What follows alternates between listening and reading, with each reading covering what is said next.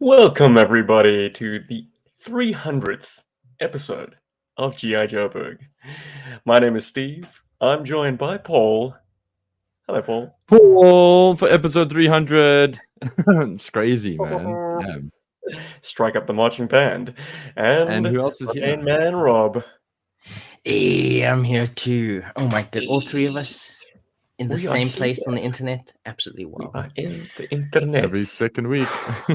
300 years, guys. We made it. Felt like 300 300 years, doesn't it? And welcome to the guys in the chats. Thank you very much, everyone who's joining us live. Currently, already, we have Spoon Killer, Brick Fiction, Darren Cobb, Joseph, Hell yeah. Ashton Bremer, GI Joburg is in the chats, Bob Hey. Squad, Emmanuel Gosso, and Anything Joe's. Oh, and Tabuya J has joined as well. Yeah, boy. One. I thought we established it was WJ. Well, It's potato, your potato. choice. It's the Potato, internet. potato. Tomato, Is it like a Anything goes. Han Han Leia situation? GI Made Joburg, a- GI Joburg. I used to Who knows always how you pronounce say my it. surname Jubba, and then I had a friend in varsity who said, I'm going to call you Juba. I'm like, but it's got two B's. It's got two She was B's, yeah. adamant. And that She was kind of convinced. pulled the rug out from under my world. All of a sudden, I'm like, well, who made up the rules of pronunciation anyway? Who said this was the right way of doing it? Exactly. I'm Anything goes, dude. Steppin' Juba. Robert. Robert. Robert. Okay. Paul. Paul. Right, guys. We have got an agenda that has been dictated by our listeners on this episode. We Wonderful people chatting to we us. took to down YouTube, below. we took to Facebook, we took to X, we took to Instagram. We wanted to find out what you guys wanted us to talk about. So we have got a cracking, awesome number of topics to sink our teeth into. Well, maybe we won't even finish that, but we've got other 300 part 2. we've got to clear the Coming to slate, you. guys. Last week, 3 weeks ago now, we asked people what their opinions on reproductions were, right? Yes. We have some results, and I don't know if they will surprise. Maybe they will, guys. Just as a canvas, what do you think? What do you think the percentages were of people who use repro parts versus people who refuse?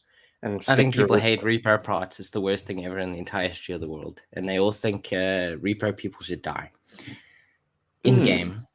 Okay. Rob's opinion, strongly made. Wow, Rob. Paul? I actually think a lot more people are in favor of repro parts than those. Oh, who you aren't. think they're more tolerant? Okay. No, I wouldn't say tolerant. Prepare I to be think proved wrong.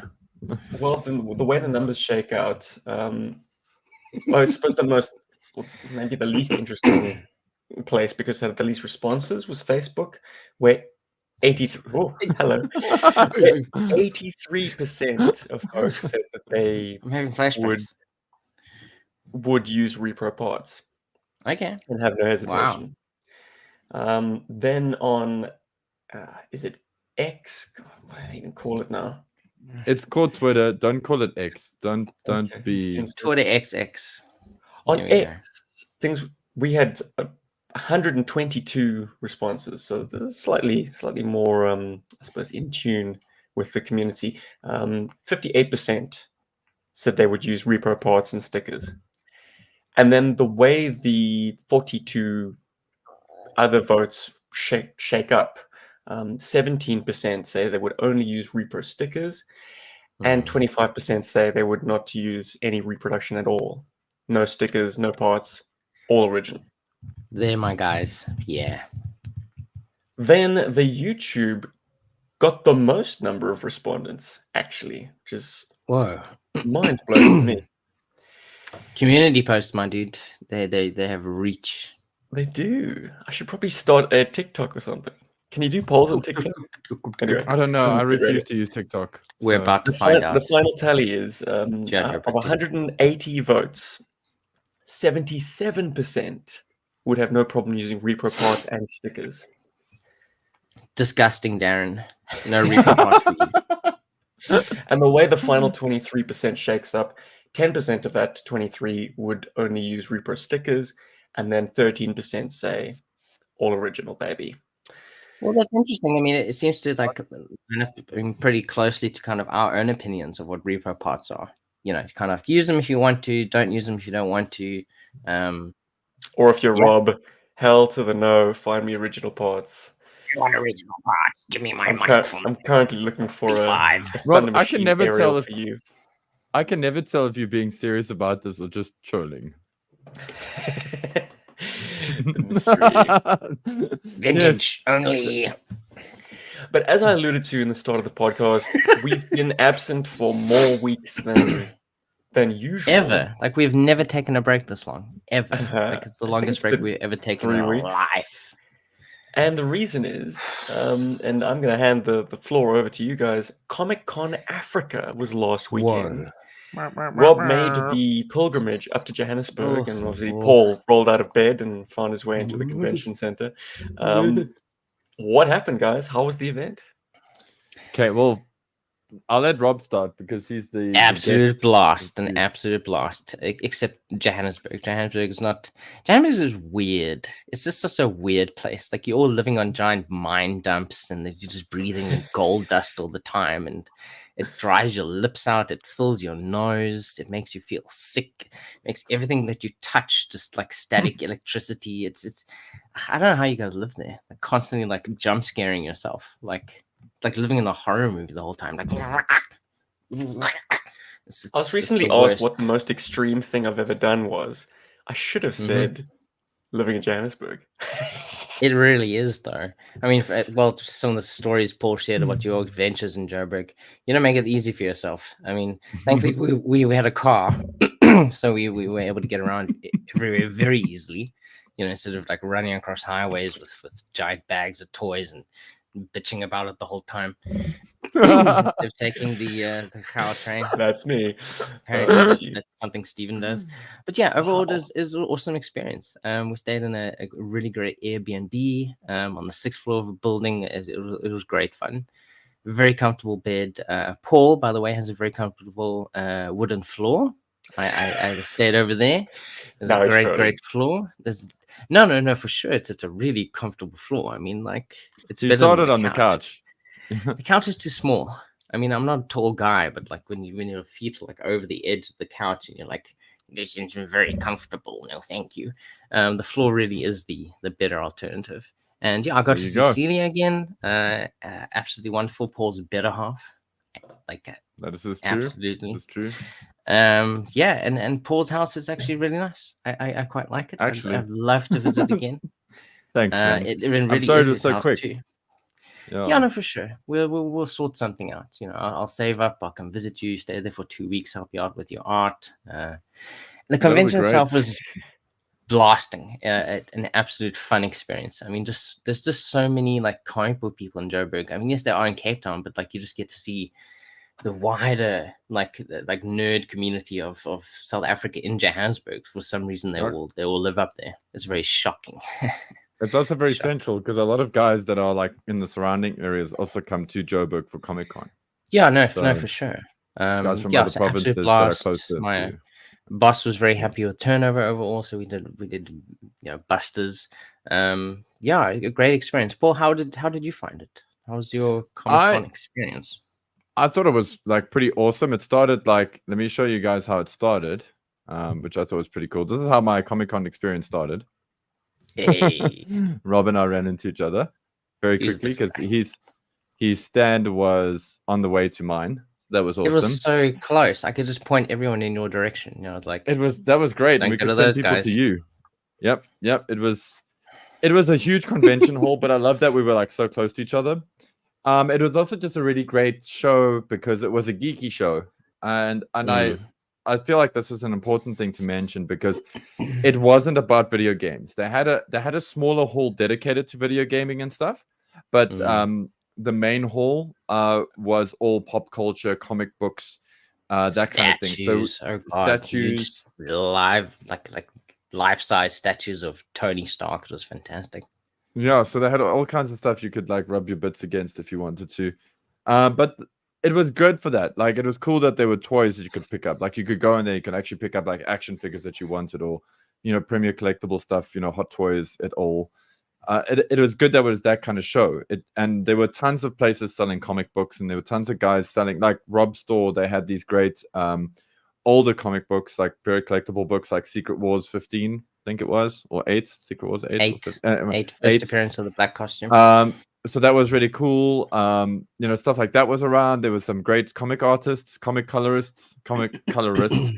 It's keep it there, but it's good to see some of the international artists. The Artist Alley was, which is usually one of my favorite things about any convention, any sort of geek convention, because I always feel like the Artist Alley is kind of like the heart of the convention. I see Comic-Con Africa adopted that phrase because they obviously heard it on a video. But the Artist Alley is the heart of the Comic-Con convention, because that's where the international comic artists go. That's where all the local artists are. And Comic-Con was built on comic book artists and on comic books, not on video games, not on actors, not on movies or promotions or any of that crap. So it was good to see that. And then on the topic of actors and things like that, I'll save one story I'll save that for Rob to speak about. But one of the cool moments for me with the international guests was the actor who does the voice for Ash from Pokemon. Ash, yeah, so she's amazing. And I'm sorry, I had a picture of her, but I'm a little bit like, I don't really want to share a picture of me getting a huge hug from her on the internet right now, but I can just tell you it happened. And it was very sweet. You'd make Celia jealous for sure. Yeah, totally. No, this woman has had quite the career in the industry. She really has a good understanding of what it takes to be an actor. And I mean, not that I'm an actor or anything. It's just that when she was talking about some of the stuff that she had gone through, I was like, damn, and being in a different creative field, those things are very similar. So it was cool to hear that. She was very inspiring, very strong, and just an absolutely wonderful woman. And then there was this really great actor from a TV series some of you all might know, Doctor Who, Torchwood, and Arrow. Yeah, he's but I'll let Rob tell you guys that story because that's also pretty amazing. So go for it, Rob. Tell them about John Barrowman. So yes, C3PO was there as well. Unfortunately, I didn't see him or see his awesome stuff. Anthony Daniels. But I don't think it's as cool. Like if he was actually there in the outfit, I think that would have been way more interesting. But it probably would have been very hard for him to cosplay C3PO the entire time in Joburg. But so John Barrowman was. He did it in Tunisia. He's fine. Exactly, he can do it anyway. So John Barrowman was there. He plays Captain Jack Harkness in the Doctor Who series, as well as Torchwood, and he played Malcolm Merlin in the Arrow, as well as Heroes of Tomorrow, whatever that spinoff was called. Something Forever Tomorrow People, I don't know. Anyway, where he was, well, actually no, he wasn't reunited. I don't think he ever was on screen with the guy who played Amy's boyfriend. But anyway. Oh. Yeah, he was in that too. But the absolutely incredible experience. You got to see him on stage. He was wearing this fabulous, because if you don't know this, John Barrowman is very gay. He was wearing this fabulous TARDIS dress and these wonderful high heels, and he's answering questions. Man's got legs for days. Oh, wow. Lucky husband. Yeah. Legends of Tomorrow. Thank you, Darren. Absolutely amazing. Very, very. He's got a larger than life presence. He's everyone's a bitch. He's asking people, oh, how old are you? How's it going? Oh, Scott, you see, I still got it. This boy's very much interested in me and my legs. And just absolutely incredible. He's telling amazing stories about his time on Doctor Who, on Arrow. And so after the talk, I go back to my stand. Paul runs up to me and he's like, "Oh, dude, I've got this little thing and a free signing."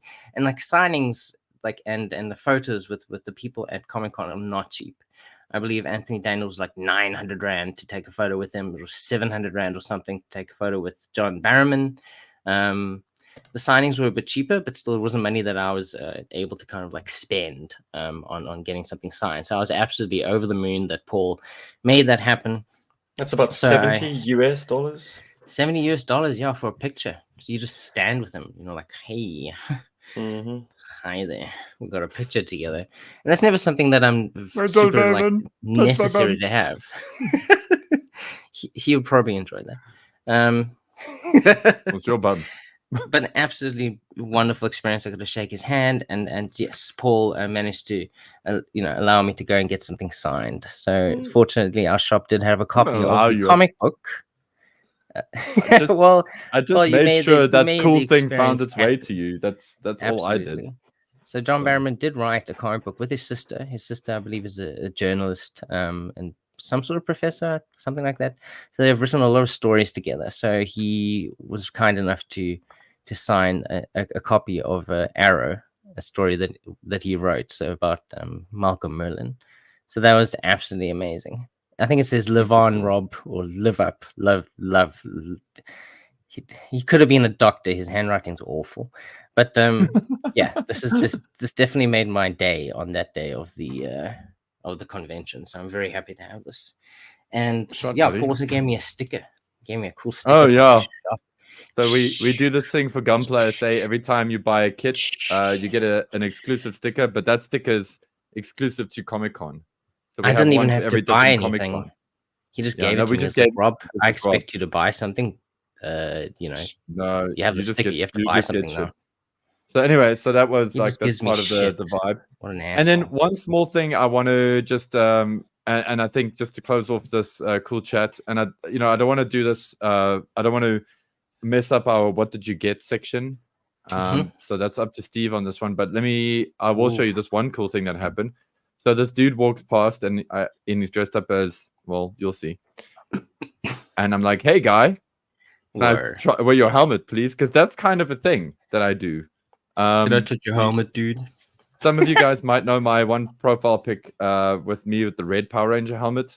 So I saw somebody had a Lord Draken helmet, and I was like, you, let me wear your helmet. So yeah, I got a Lord Draken. Give it to me. So, and you guys can get an idea of a corner. That's a corner of Comic-Con, and that's a portion of the stand. So we don't have any. You can't see any of the Gundam stuff there, whatever. But yeah, it was a good show. It was a really fun show. I felt like it was over with too quickly in a lot of ways, and in other ways, I was just, I don't know. Rob, I think you were also. We were just. Oh god, I was finished by the end of that. Like, you don't feel it while you're there. But like, I got back Tuesday. I think it was Tuesday. Yeah. And then like all of Wednesday. I mean, thankfully my boss gave us Wednesday off. I just slept the entire day. I don't know how I did that. And usually when I sleep like more than like 8 hours, I think I was hitting like 12, 16 hours of sleep. I usually wake up very tired, but I was actually way more like refreshed after that. But yeah, definitely like you're just on the whole time. Even if you're going back to, a really comfortable bed or comfortable floor at the end of the night. Always just on. Yeah, always. You're like ready to like, oh, we're based in Cape Town, but we ship countrywide. So if you would like to get something from us, take this flyer and visit us. And here it is. I'm telling the same story again. Well, yes, we are in Cape Town. You can find us. How do you not know we exist? Oh, yes, we are here in Joburg. Yes, these are legit. Yeah, no, exactly. We're in Wynberg, not the Johannesburg Wynberg, because I discovered that on this trip that apparently there's a Wynberg and there's a Claremont in Johannesburg. This is true. Just as Wynberg. Honestly. But yeah, guys, it was a great experience, and it was also cool to hear that our Comic-Con is one of the top 5 Comic-Cons in the world, which is pretty amazing. And this was super well attended. According to what metric? So the organizers. No, actually not the organizers. So the reason Rob has one of those tickets is, well, anyway, I'm not going to go into that. But the one gentleman I spoke to who does a lot of MC work for Comic-Cons, he literally is the MC for all the Comic-Cons. And he goes to all of them. And he said, like, South Africa's Comic-Con is really of a very high standard. It's like one of his top 5 favorites. And yeah, that's like when Coldplay plays Johannesburg and they're like, we love you, you're my favorite audience ever. You guys are the best. Yeah, no, I hear you. But this was a conversation I had with him, this wasn't him being switched onto stage. And then also, I won't name names, but certain celebrities who I did have a conversation with also sort of mentioned that, like, yeah, and the artist in the artist alley just said it was actually very well organized, and we have one of in their opinion, the best artist alleys. So yeah, looking forward to doing it again next year, which probably will definitely happen. And I look forward to seeing Paul in Cape Town next year, April. That would be fantastic, man. If not sooner somehow by magic. But guys, we have the 300th episode to celebrate, and we have a list of topics from our viewers about as long as my arm, which is about this long. You have a very long arm. I would say so, even in foreshortening.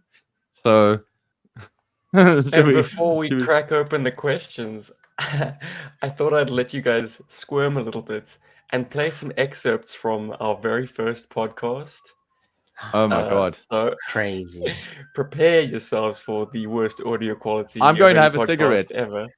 Listening to episode 1 of GI Joburg, coming to you from Johannesburg, South Africa. My name's Stephen, codename T-Man. My first Joe was Iceberg, the 1986 version of Iceberg. I started collecting in 1989. And I'm Paul, Weapon Logic. My first introduction to GI Joe was via Sci-Fi, one of my favorite figures, and actually something I'm looking really forward to. Was that the 1990 version Sci-Fi? That would be the 1990 version Sci-Fi, yeah. Although I'm sure I had a figure before then, but I can't really remember. I want to call you out on that, man. Wasn't it the neon green one? Well, yeah, it was the neon green one. Not 86. It's the 86 one. Yeah, it's the green and silver. Catch us out that quickly. Yeah, I mean... All right. Wow. That's enough of From that the one. very start, Stephen was correcting Paul. Amazing. We are consistent in that regard. The theme tune, obviously being the 8-bit video game music, and then me being a know-it-all and quick to correct my fellows. But then in episode 4, along comes a Rob, and this is what he had to say. The reason why we're broadcasting from Cape Town is I'm joined this evening not only by Paul, but a dear old friend of mine, also a lover of G.I. Joe and collecting. His name's Robert. Say hi, Rob. Hi, Rob. Hi. Hello. Everybody's a joker. Rob, why don't you tell us about G.I. Joe in your life, my friend? I mean, I think I always collected G.I. Joes, but earlier on it was more sort of Thundercats and He-Man. But maybe my mom preferred the sort of fantasy figures more than the... guys with guns. Yeah, she was like, no guns, no, you don't need those. So I think one of my earliest memories of getting a Joe was Scoot. I think she thought this is a safe Joe to get me. She was like, he's got a camera, you know, he's a reporter, he's cool. He's you know, dressed he's not in gonna yellow. kill anyone. Not yellow, it's kind of like a muted mustard color, I think. And green, if I'm not mistaken. Yes, You're yeah, correct. I think it's good color scheme, and he grew on me, and that's probably why I enjoy film so much, because I was always filming all the other Joes and Cobras dying with Scoop.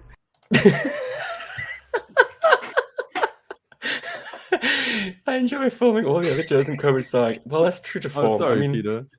I must say, in games where it was you and me, Rob, it was very much like you and me kind of on this mission. But when there were 3 of us, when Elle was in the mix, you kind of did take a back seat and became this kind of videographer type. Videographer, joker. I definitely ruined your flow more than once. Wouldn't have it any other way, my friend. It's a serious moment. Oh, Flint, I love you. Oh, Lady Jade, this is the moment I've been waiting for all the mission. Does that smell like chloroform? Did I really make my dollies kiss while you guys had to watch? I'm so sorry. You must be so scarred. Guys, let's crack into these topics. Unless there are any observations you'd like to draw from those very early podcast episodes. The I'm audio glad I is still loosened very up. good, actually. Oh, you definitely loosened up. My goodness, you're a tight ass back then for sure. Super loose. Well, yes, our first episode was recorded in October of 2011. So it's now October 2023. A lifetime ago. So, that's 12 12 years ago by my reckoning. Yeah. Nice. So should we let's have like a fun 5 minutes quickly. Okay. This might be crazy. Fun 5 minutes. What has changed from when we did that first episode to now in our lives? Doesn't have to be crazy, just 5 small things that could be significant to you. They don't have to be like amazing things. Oh wow, 5 things. Okay, I have much better internet. That's awesome. I love that I have uncapped internet. I don't have to worry about like I was very good with like rationing my internet back then. I watch all videos on YouTube, 160p or whatever the heck it was. Great times to have better internet now. I have my collection with me. That was a forced decision. Unfortunately, Stephen had to leave the country, COVID and all that stuff. But it is actually really cool to be surrounded by my, okay, you can't see any of it, but to be surrounded by my toys. That is definitely a huge difference that I really appreciate. 3, I think, yeah, I mean, my love for GI Joe has never been bigger or smaller. It's definitely at a really good place. I still absolutely love GI Joe. I love everything about GI Joe, talking about GI Joe, and I'm always learning more, which is fantastic. You know, like this year we started watching the cartoons. Yes, I've seen most of them, but definitely not Renegades. I haven't watched a lot of that. Renegades, yeah, that's the one we're watching. The comics as well. It's fantastic to kind of like get into all of that. Number 4, pardon me. I think I feel a lot more comfortable with myself. I think I talk a lot more now on the show than I used to. That has definitely changed. And I don't even see a Absolutely. beer in your hand, Pearl. Well, I did. I've got wine. Oh, Wine excellent. later. Yeah, I'm definitely gonna A bit open of this. Dutch courage. Hey, but I don't need it as much. I think. I mean, definitely, I think I do talk a lot more. It's also less prompted. I mean, if you go back to any episode, it'll be like, Rob, what do you think? Hey, Rob, what do you think about this topic? Rob, tell us your opinion. Rob, what's going on? Hey, what do you think about this? Rob, you haven't said something in a while. Why don't you just say something? It's like You're making you me guys want to talk make a so much. supercut. You guys talk so much. It's difficult to talk over you. But like now, I feel a bit more comfortable talking over you guys. 5. Well, I don't know. 4 is enough, I think. 4. Well, you work at the comic shop now. When you started, you weren't working at Reader's Den. That's true. Paul That's knows it, my right? history better than I do. No, I Steven, don't. what's some incredible stuff that you think is different? Better audio quality for sure. That's number 1, isn't it? Well, I mean, are we talking about the podcast? We're talking about our personal lives. Yourself, Because, the like, what has podcast, happened to us anything that in- comes to Yeah, mind. look, I time. mean, Yeah. I probably am the most extreme example of like complete shift. I mean, my life is unrecognizable to the life I had in 2011. I traded a career for a wife and a child. I live in a different country. I, in 2011, had just gotten a flag. In 2023, I have a Terradrome and a Defiant. So I am, call me a bucket list complete kind of collector now. I'm like on top of the mountain looking down thinking, okay, I guess I'll pick up that army builder. Maybe a few more of those. I will try to complete these guys with repro parts. Yeah, no, life is, it takes these strange turns sometimes. But Paul, how about you, man? Since you asked the question, hopefully you've got something smart to say. Yeah, I do kind of. Hopefully. Okay, so No pressure. some things that have happened. Okay, I bought a house. Yes, everybody, my house is now officially mine, which is cool as of last Friday, which was amazing. Well, a week ago. So I got a house now. That's pretty amazing. It's my own, and I'm happy. I got a your name is on the earth, but the bank. On the pink slip. On the earth, bank yeah, I know. I slip. still got to pay it out, but you know what I mean. Still the banks, but yeah. Traveled own your overseas, ass. went to America, which was, I mean, That's we can a go good on about it. We one. have gone on about it, and I'll still happily speak about it. Yeah, got to go overseas, which was like one of the greatest things for me ever. I never ever thought I'd go to a JoeCon. I didn't never ever think I'd go overseas, but I didn't. There's no way 2011 me would have ever conceived of how we did it, and it was amazing. So did that. What else is cool? I have a sizable vintage GI Joe collection, which was very much a childhood dream of mine. So that's pretty cool. I'm like excited about that. And this is kind of small, but I've done a lot of work where I have been like kind of a quote unquote, don't want to say public figure, but like a talking figure a lot, and been on stage and been on camera and stuff like that a lot more since we started doing the show. And as I was saying to Rob when he was over, I have Steve and I have GI Joburg to thank for that, because being on a podcast as regularly as we were, and having Steve that is a professional in that space as an actor, Steve has this way of coaching people and suggesting ideas to us and how we should speak and how we should like project ourselves and all these kind of good things. And we've taken notes over the years, and I feel like I've just gotten better at that to the point where I was on stage just right after John Barrowman at Comic-Con, for example, to talk about, as Tough a act cricket to follow. ambassador. Yeah, it was a damn tough act. Damn. Anyway, I mean, like, if you ever want to know what it feels like to go onto a stage after somebody that's as big as John Barrowman, all I can say is that you definitely feel like the booby prize. And so you definitely get it into your head that there's no way you're going to be bigger. There's no way you're going to be cooler. So you know what you do? You own that booby prize status. And then you just have fun with the crowd that's there. And then it worked out. I had fun. We had some laughs.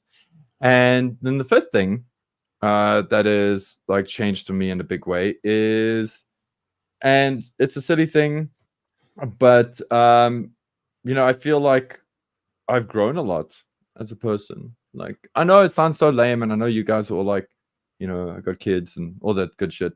But I just feel like I've grown a lot. I think GI Joburg has done a lot for my growth as a creative person. And yeah, I'm very, very happy with that. And I'm very happy where we are right now. And it's cool. It's cool that we still have a podcast. So I'll throw that out there. We've met so many amazing people because of the show. And yeah, that's those are 5 things that have changed since 2011. That's nice, Paul. Oh. Let's crack open some of our Also, I have a listener pterodrome. responses. Yes, he's got a pterodrome. He's on his way. The journey has begun. We canvassed YouTube. We took to X. We took to all the places, and wonderful responses across the board. So thank you, everyone who took the time to write questions or just pass on a congratulations. There was plenty of that as well. People saying, hey, good job on getting to 300, guys. For me, it's just a number. I mean, when we started this game, we only podcasted, occasionally when we had something to say. So it was a slow build toward the beginning. Then we were going weekly for a good burst and really cranked up the numbers there. So it is kind of arbitrary, this celebration of a number, but it does give us an opportunity to check in with you guys, the listeners. So I'm grateful for these responses. Snowcat Ron was one of the first people to shoot out a response, and it is a lengthy one and one that will need to be unpacked perhaps in future episodes as well. But just to start us off, his question initially is relating to our playtimes together. So sharing one of our best memories from playing out a G.I. Joe story when we were kids and using the information and an audience response element to recreate it for an upcoming play motion. Wow. Very exciting concept. But it leads nicely into our first question from Christoph, also a member of the Berg Force, which is, what is your best childhood memory with each other? Oh. And Hans has just arrived in the chat, kicks in the door. You guys are amazing. Happy 300, gents. A hearty Berg. Thanks, You Hans. threw that comment away very quickly, Paul. I didn't even. Sorry, I had it up for. Sorry. But yes, Just we've also for funsies, had wonderful congratulations in the comments threads as well. So just as a general thank you to everyone who's joined us. Thank you. Dave Cabal, welcome to the letting chat. us know. Hello. I'm going to say, I could go on about childhood memories all day, every day. It could be a splinter project. Every episode, we unpack a new one. But my earliest childhood memory of playing with Rob relates to when, because my parents were friends of Rob's great aunt, Honey, and she had this lavish house. And randomly, there was this other guy who was interested in reading. I was like, no, let's play with our toys rather. So we broke out our action figures. He mainly had He-Mans and stuff, but I had a few GI Joes. And we were kind of cloistered into Honey's like master bedroom, which had a nice big screen TV. Well, it was the early 90s, so it was one of those huge tube TVs. But we eschewed paid subscription TV and all the amazing movies that it provided for this awesome carpet, which had this very symmetrical like design on it, which with a little bit of imagination felt like a kind of a dungeon crawler map. And we used GI Joes. I particularly remember Ice Viper being like one of our mainstays because he was a ninja. I mean, anyone with a balaclava was a ninja in our eyes. We were just that ninja bafok. So we used this carpet as like our play mat, and it probably exposed Rob and my similar bent when it came to like, we liked sci-fi, we liked airlocks, we liked crawling through an environment and encountering like environmental challenges along the way. So that is what really let me know as a very young man of probably about 8 or 9 that this guy's going all the way. He's my number one pal. How about you, Rob? Give us a childhood memory. Like I don't think it's so much GI Joe, but it's I think during our kind of like Toy Biz era, we absolutely loved using the couches. Stephen's parents have the best couches in the entire world. They're the most comfortable couches ever. They're big enough for you to sleep on even as an adult. Way more comfortable than Paul's couches. And we'd often kind of like push them together and make like giant like forts or like giant bases. And I always remember us playing, I think, with the X-Force figures and making this giant base for them to all like live on and have a great time there and all. Much better couches. Get a better couch, you bastard. Absolutely fun times. Just like moving all the couches in the middle of the room. I don't think your mom was ever impressed with those feats where we were just building this beautiful base for the X-Force and like my lounge.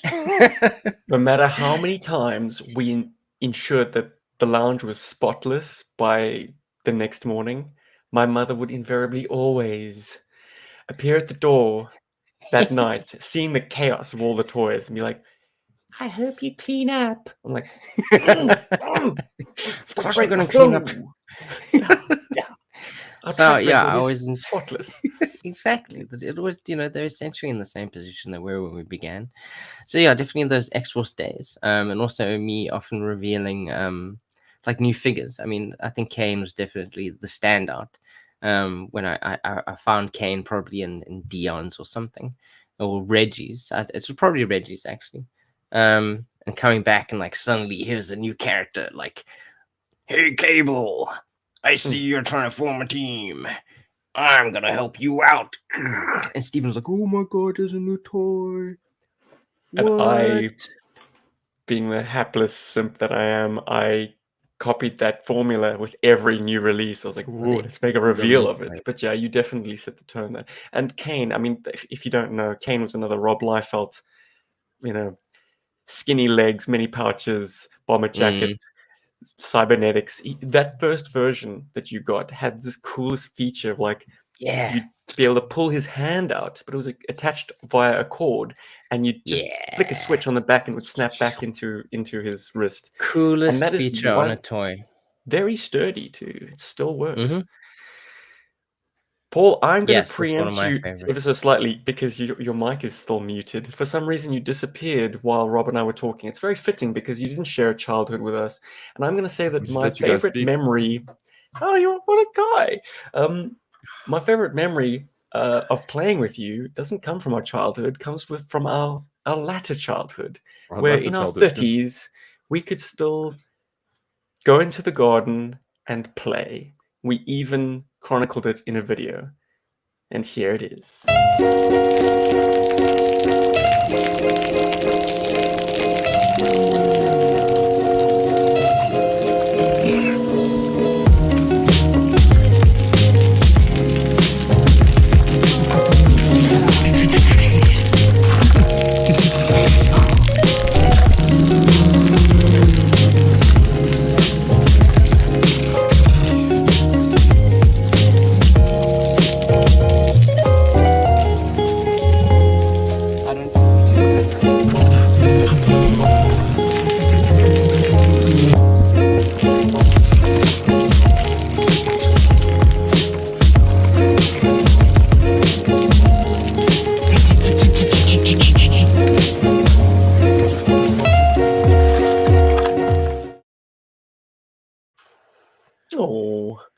For those of you guys listening to the audio version only, that was my recently acquired water moccasin versus Paul's tiger fish.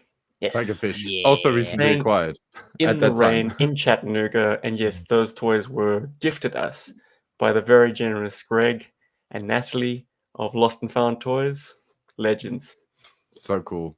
Such a cool toy. That's like forever children. And that's the Tiger Force vehicle I have like the longest memory with, because that's the one David had. So it's kind of what switched me onto Tiger Force. That and the catalog. But we'll hear more about that in our Euro catalog video, which will probably come out later. So here's a cool little question for Felipe. Some of his best GI Joe memories are related to when he had a screwdriver and learned how to pull apart and rebuild his Joes. Created some mad wild creations. Did we ever do this, guys? Did we ever do this? I think the only time we really kind of played with taking Joes apart and recreating them, at least for me and Steven, was for Shifters, our sci-fi universe hopping creations. Steven think Sliders and the Matrix. Yeah, all put together with monsters and crazy sci-fi zombies and whatever else. I think that's the only time that I really remember us kind of like rejiggering our Joes to create our own characters. You took Budo's head after he was involved in a horrible accident and lost his limbs, and put that head on, I think, Overkill's body. Overkill's body, yeah. I think the legs were different. No, the legs stayed the same. It's very straightforward, like transformation. But in fact, it foreshadowed how Overkill was played out in other forms of media, where he was like a deceased soldier revived as this cyborg.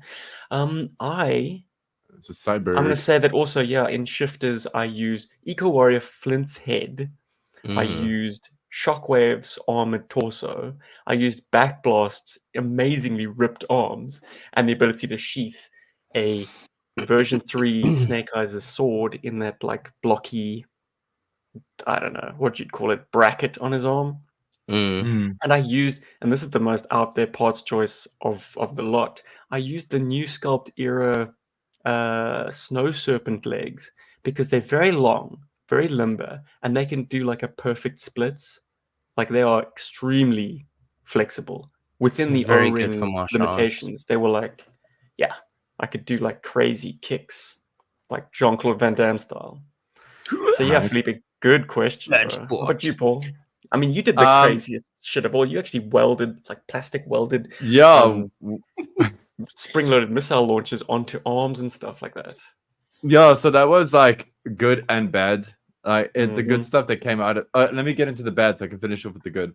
The bad side is that most of my Joe collection kind of went to hell because of that. Because of customizing our Joes, both David and myself. You know, a lot of figures that would be considered very collectible and classic and whatever's now were used as fodder for customization. And the good side of it is that, I love model kits, man. And I love building, I love painting, I love making stuff. So, you know, I got that experience. I got that from that. You know, I learned a lot of things about paint and all that kind of good jazz. And then also used to melt spring-loaded missile launchers to guys' arms and put in battle damage with them with screwdrivers on the armor parts. My poor bug was a bad victim of that as well. Just one day I just decided it's got to have that battle damage and look wrecked. So I learned a lot of things from that. That was the good stuff. So yeah, it's good times. That's why I also have Gunplay SA now, I suppose. You know, so. Bart's got a question in the chats. He'd like to know if I've ever used any core parts to substitute with GI Joes, and I think not. It has recently dawned on me that if you have got a color match from a core part, and you've got like maybe a broken crotch Joe, that's a, you know, it gives you more options to find crotches if you find, as I say, a match color. But like, no, I never mix my Joes and core. I'm always concerned that maybe the parts won't, like if the parts don't have a nice feel, then it's the game is off. Like you need, like I think GI Joe is sized a certain way and core might be slightly off, but I don't have empirical evidence to bear on that. Guys, let's move on to another question. We've got one from the handsome one himself, Mr. Chow. Who is your favorite GI Joe? And why is it Duke? Okay, it's that silly grin of his, you know, it just gets to you. You know, it's scary, but also Duke, Duke was not well represented toward the end of the line where we jumped on. I mean, there No, was it a wa- it Did we fantastic even 90 own a Duke? We had Star Brigade Duke. I didn't. And we want had to the one get- on the rocket launcher, man. The one that's We did. Well, yeah. Rob and I didn't personally have that one that straddles the red rocket. I kind of didn't want him at retail because he just seemed kind of bland to me.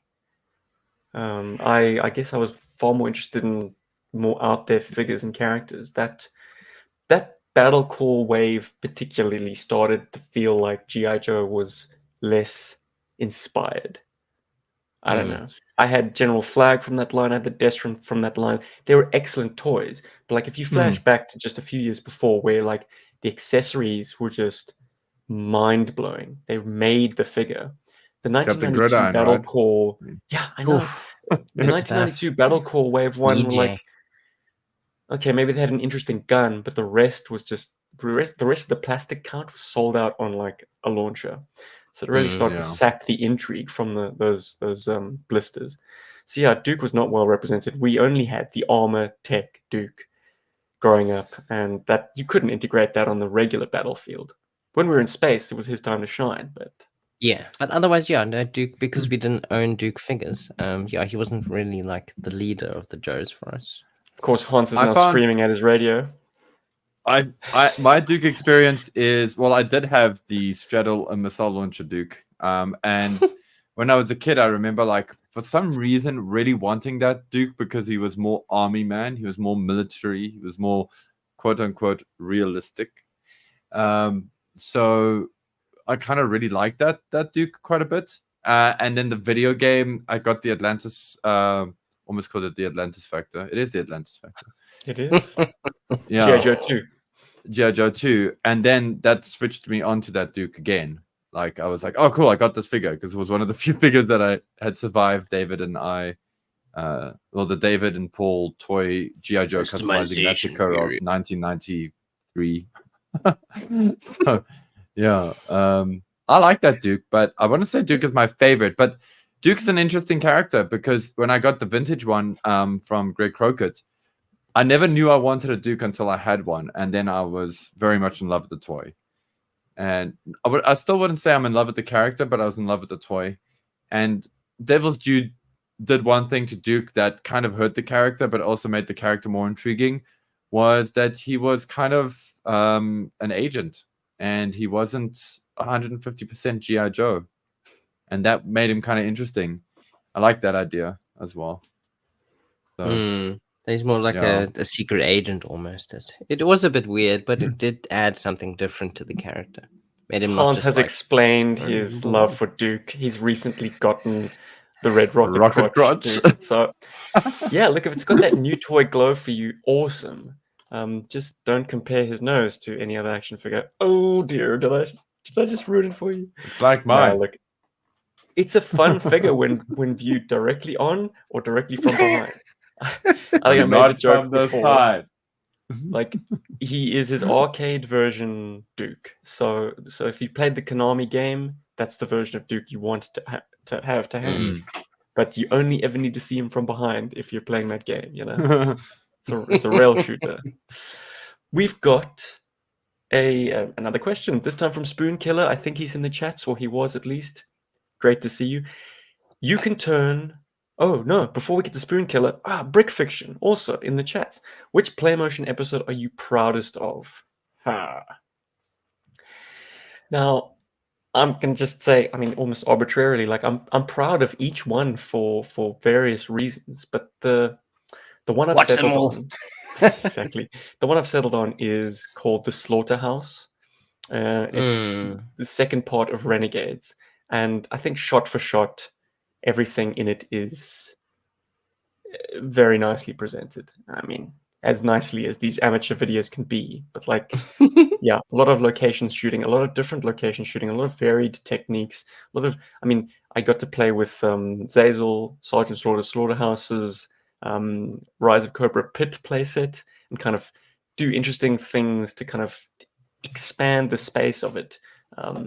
There was a black and white sort of VHS found footage section. There was a gorgeous sunrise. Just various like indulgent things that I did with that one, because it was basically shot for like 6 months. You know, I just become a father. I could only sneak away only so much each time. So this was a play motion that just took a long time to produce, and a lot of the time was just spent thinking about it, letting the wheels turn in my head. So it's probably the most reflected on one, and as a result, it kind of hangs together the best. There are no real loose ends. It really is a kind of a satisfying production for me, from the script, from the planning to the execution. And yeah, the second part is my favorite of the lot.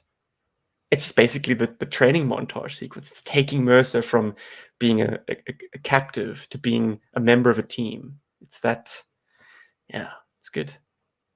Paul, how about My favorite is the one with the whales. Sorry, Paul. What was that? Lattice Factor Part 3? Yes. Oh, yeah. Is that right? Part 3, 4, 4, 3, 4. Just because it was such a fun experience. Afternoon. Yeah, one afternoon we went down to a picked you up from work. Stream near my work. Picked you up from work, and we went to literally the nearest location possible, like the stream outside the South African breweries headquarters. Breweries, yo, in that water getting drunk. Exactly. Maybe that was why it's so good. Awesome. That was awesome. I enjoyed it. I mean, it's the whales as well. It's just fun to kind of like take them out, put them in water. And having two of them just makes a fun experience, you know. It was it's fun thing to watch, and it's a fun thing to think back on, like the behind the scenes experiences of us creating it. So that's definitely one of my absolute favorite like videos that we've made, because I had a lot of fun, and also it's one of the ones where we weren't like at the beach in, you know, beating down hot sunlight. You know, I could actually not sweat through the entire shoot. So definitely one of my absolute favorites that we've made. Paul, me, what is your favorite? I'm gonna cheat as usual. I have two favorites. The one is only two. Okay, so my contribution to, and maybe this is important to preface this. My contribution to a lot of play motion comes from the sort of audio side. So I do a lot of music stuff for the play motions, which is like really fun, actually. Really dig that. And then I have the occasional, you know, like script, like line or two, or, you know, and then, you know, thankfully, you know, we are all sort of involved in brainstorming, workshopping ideas. You know, Stephen will throw out stuff, and then we'll respond, and we'll have a chat. So we will definitely respond. Yes. Yeah, so my involvement with these things comes, I feel like the involvement that's the most important to me with a lot of these things is the music side. And so I'm the most proud of, well, the Renegades, the whole Renegade series, and Bad Luck Lady, because I really love the music I wrote for Bad Luck Lady. I really dig that piece of music. I think it works with what Steven shot. It just works so well. I love the photography in that, or the cinema photography, because everything's moving. Beautiful like play motion, and it's the one that I like to show off to people. So if somebody doesn't know what play motion is, it's the one I like to show off to people, because I feel like it gets everything about a play motion across to somebody who is not into toys and doesn't know what the hell play motion is. So I like that. It's the one I'm the most proud of.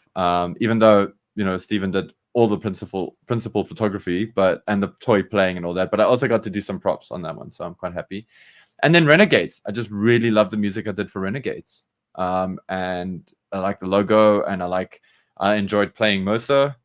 That was a really fun character, and yeah, it was cool to have a bit of a stronger feature in one of these things. So yeah, so those are my two proudest play motions.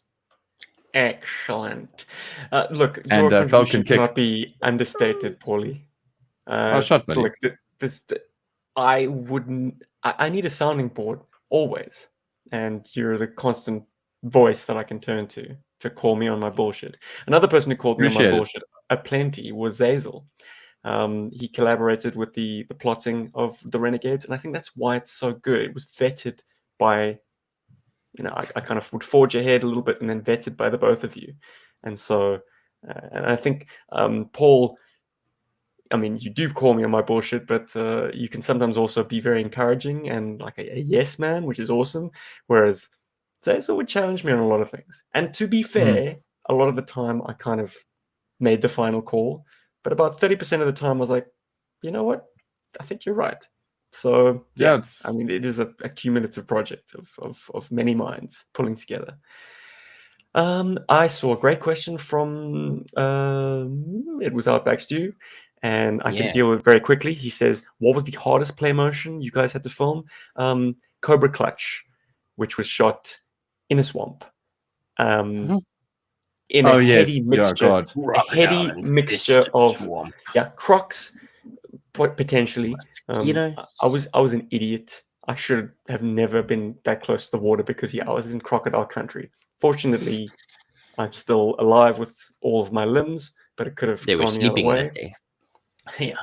I mean, I was just filming. You can't smell the play motion, but I can. And it smells like a heady mixture of ibis and bat shit. Those mangrove swamps. And like, you can't go in there with any footwear because you sink in and you get that kind of vacuum effect, and your wellies or your flip-flops or whatever you're wearing would come apart. Gone. And beneath that mud is like this bed of razor-sharp rocks. So I'm like, you just can't win. It was hell. Can't win. I gashed myself bad. No one was meant to ever be there. The mozzies were ate me alive. Yeah. I see Storm Shadow's joined our chats. He's here with us now. And he's restoring his flag. Excellent. Storm Shadow has his own I will flag. be restoring my flag when the weather cools. Repro parts, my friends. It's the only way. I need repro parts. Let's get on to Spoon Killer's question, which I alluded to earlier. But he asks, you can turn one GI Joe comic into a big budget movie. Which would you choose? Smart money is on GI Joe Cobra. I mean, the whole thing is written almost like with a screenplay in mind. The way it plays out, very cinematic. If you haven't read GI Joe Cobra, do yourself the hugest favor. I couldn't give it a more higher recommendation. We're talking about the one that is the kind of the Chuckles focus. Sets Chuckles up as your protagonist, and it just becomes this incredible journey into intrigue, into this enigmatic organization called Cobra. The level of danger and realism of that series cannot be understated, and it would make for a terrific Hollywood film, I think, and it would just happen to be G.I. Joe. Like, for a G.I. Joe fan, we'd be like, awesome, there's the Baroness, there's Tomax and Zaymod, there's Cobra Command, but for a casual moviegoer, it would also be a compelling watch. What will work even better is whichever issue Scoop's in, Special Mission 4 or 34. Because he's like the audience. He's the audience point of view. He comes in there. He doesn't know much about. He seems to not know much. They're all teaching him like the lingo of what they're doing out there.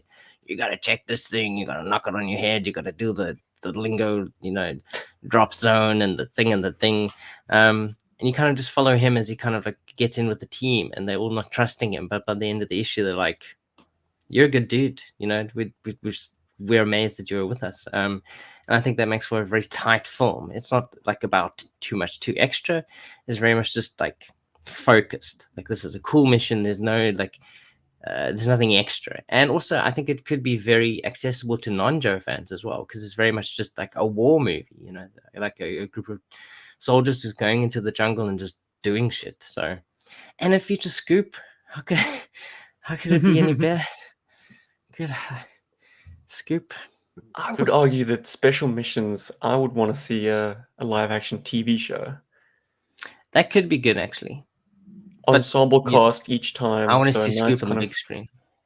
A nice mixture of various characters. It would make a very good TV show. Yeah, absolutely. Kind of. What's the term? There's a term for a show that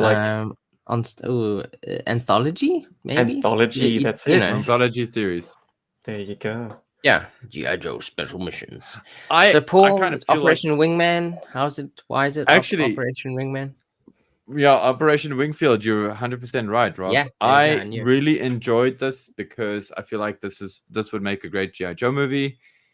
Because for everything I said on the comic on the episode when we spoke about the comic, but the basic thing is, I love that it's not necessarily about Cobra, but I feel like if you're gonna do a GI Joe movie, you could actually have this as your first villain, and then allude to Cobra near the end of it to kind of give this franchise legs. And I feel like this would have been a good way to do it. Kind of show America, not America, but military from a good and a bad perspective. You know, the military used as a good thing and the military used as a bad thing. I feel like Wingfield has definitely got that going for it. And I feel that that's something that GI Joe kind of needs. I think it needs a spotlight on it to basically show this is why the military is good. I mean, that is essentially what Larry Hama tried to do as well with the book. He's showing the good stuff, and then there's stuff in the military that is bad that he's also sort of showing, you know, and that's GI Joe for me in a lot of ways these days. But yeah, I'm gonna cap us off by saying, like, if budget was no concern, like this is a massive budget undertaking, you couldn't get better than Tom Shirley's Transformers versus GI Joe. Oh, dude! Oh gosh! Wow! Nail it. I also think I have one caveat. I would want it to be made in the vein of the Lego movie or the Lego Batman movie, more specifically. With action figures. Interesting. It would be a CG movie, but photoreal action figures. Because, yeah, that would be in rad. So many instances, Tom Shirley's, particularly the Transformers, look like they're very clunky box art dimensions. And I'd want the same with GI Joe. I would want to see rivets. I would want to see screws. I would want to see crotches. Sometimes broken crotches. Good. That series would really come to life. Yeah, we want. I think there's a fun that we lose in setting GI Joe as this hardcore, like, realistic military organization. So on the one end of the spectrum, yes, we've got GI Joe Cobra, which is my kind of realism pick.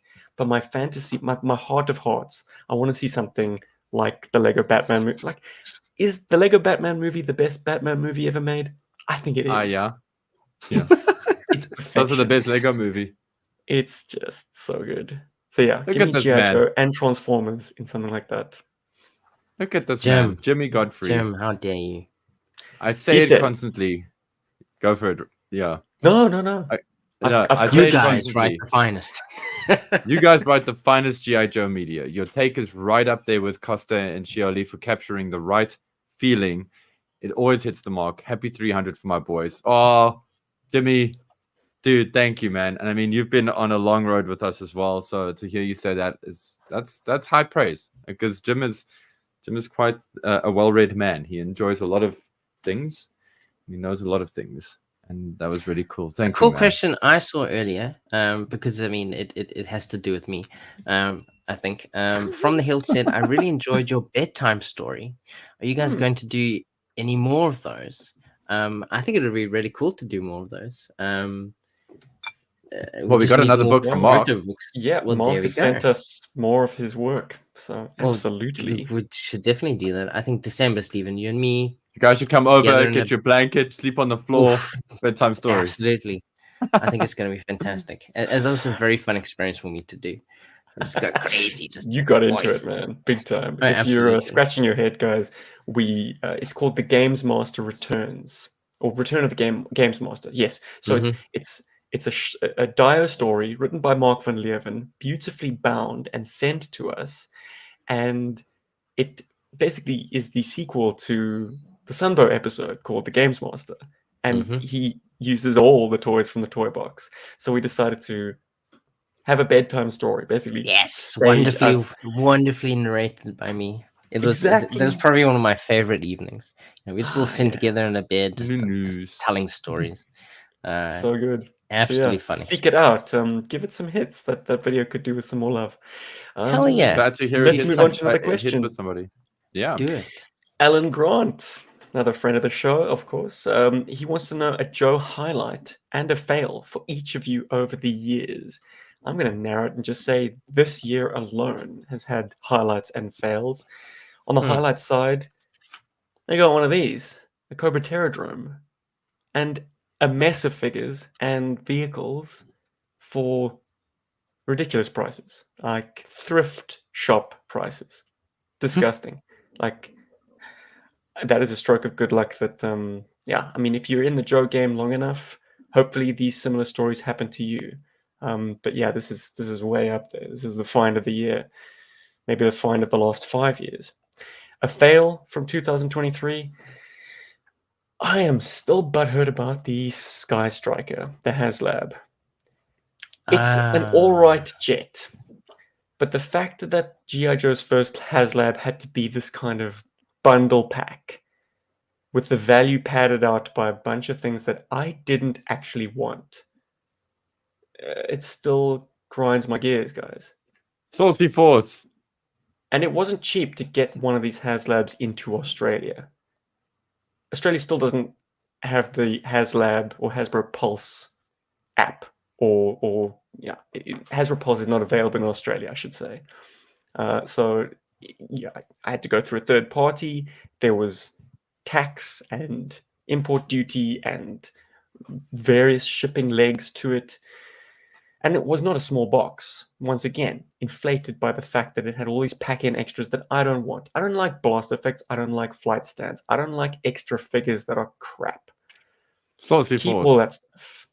So yeah, the HasLab Sky Striker. Boo. Boo. You haven't told... Oh, yeah. I was just going to talk about the Baroness. But that wasn't about the Sky Striker. That was just... oh yes, there was the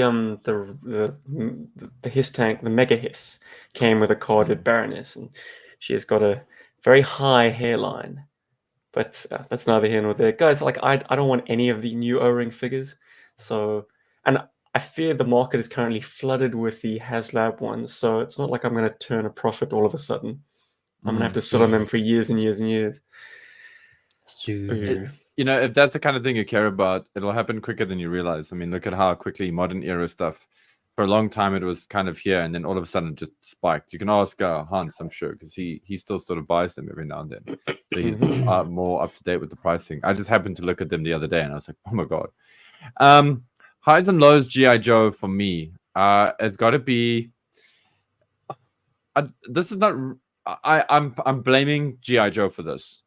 This is the thing I'm upset with, specifically with GI Joe, and I have been with upset with this for a while now. So at least, if anything, I'm consistent with this. I hate the subscription and exclusive toy model that Hasbro has used for GI Joe. I absolutely despise it. I think it's one of the worst things to happen to GI Joe. It's certainly soured me on a lot of stuff in GI Joe over the years. It's made me less excited about things, which kind of sucks because my favorite part about GI Joe is the toys. And, you know, things like most recently Serpentor and Mindbender being like unbelievably, stupidly hard to get hold of if you're not in America. And even for an American, they are difficult to get hold of. I absolutely despise that. I hate it. And that's hurt my love for the toy line quite a bit. So that's a big low for me. Alternatively, a big high for me has been, well, being reunited. And this is thanks to Steve and to your cousin, Steve. But being reunited with the Warthog has been a really big one for me. And this is like recently. But this also comes to a greater thing of having a really amazing vintage collection that I absolutely love to bits. And so that's like a huge highlight for me. So maybe it's a little bit of a cheat thing, but it's a big thing for me. And, you know, guys like this dude, like Ninja Force Star 10, it's awesome. Makes me very happy. So, yeah. Sweet. Low lights. I mean, it's probably like no new vintage Joes. Like, you know, they kind of like started trying to do it, and then, you know, O-ring figures, and then they kind of like gave up on it.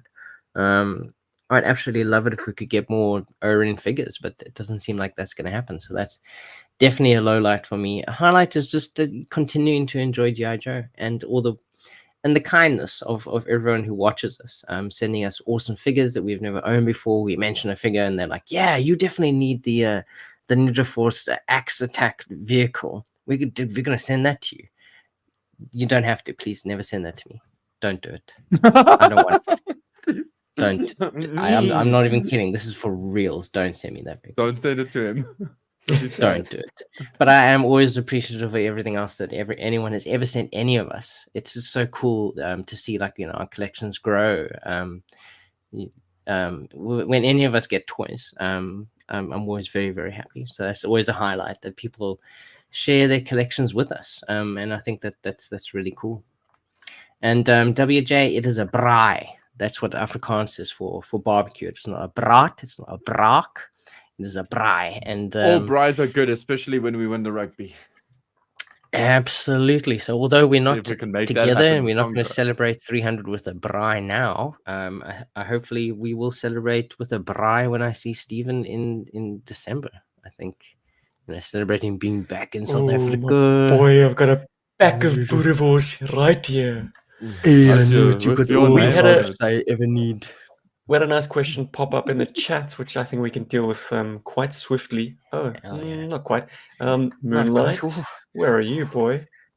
What do you think of the higher toys? Higher toys making shrunken classified figures. They didn't shrink them enough. I think they're still too tall to mix in with 4-inch moderns. So are they even too tall for modern figures? I haven't seen a size comparison.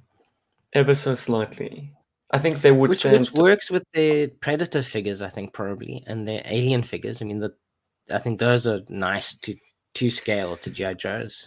Yeah, if you're interested in collecting a further scale of GI Joe, higher is your new jam. But I don't know. And also the designs are take it or leave it, but like they also look quite frail to me. I'm probably misjudging. I need to get one in hand. So watch the space. Maybe I will. Everyone sent Rob a Ninja Force Axe vehicle. I saw one and for a time. It was at a toy fair, Rob, and I thought of getting it, but I actually don't want to call your bluff on that because you will actually throw it on the floor and really don't. I really will.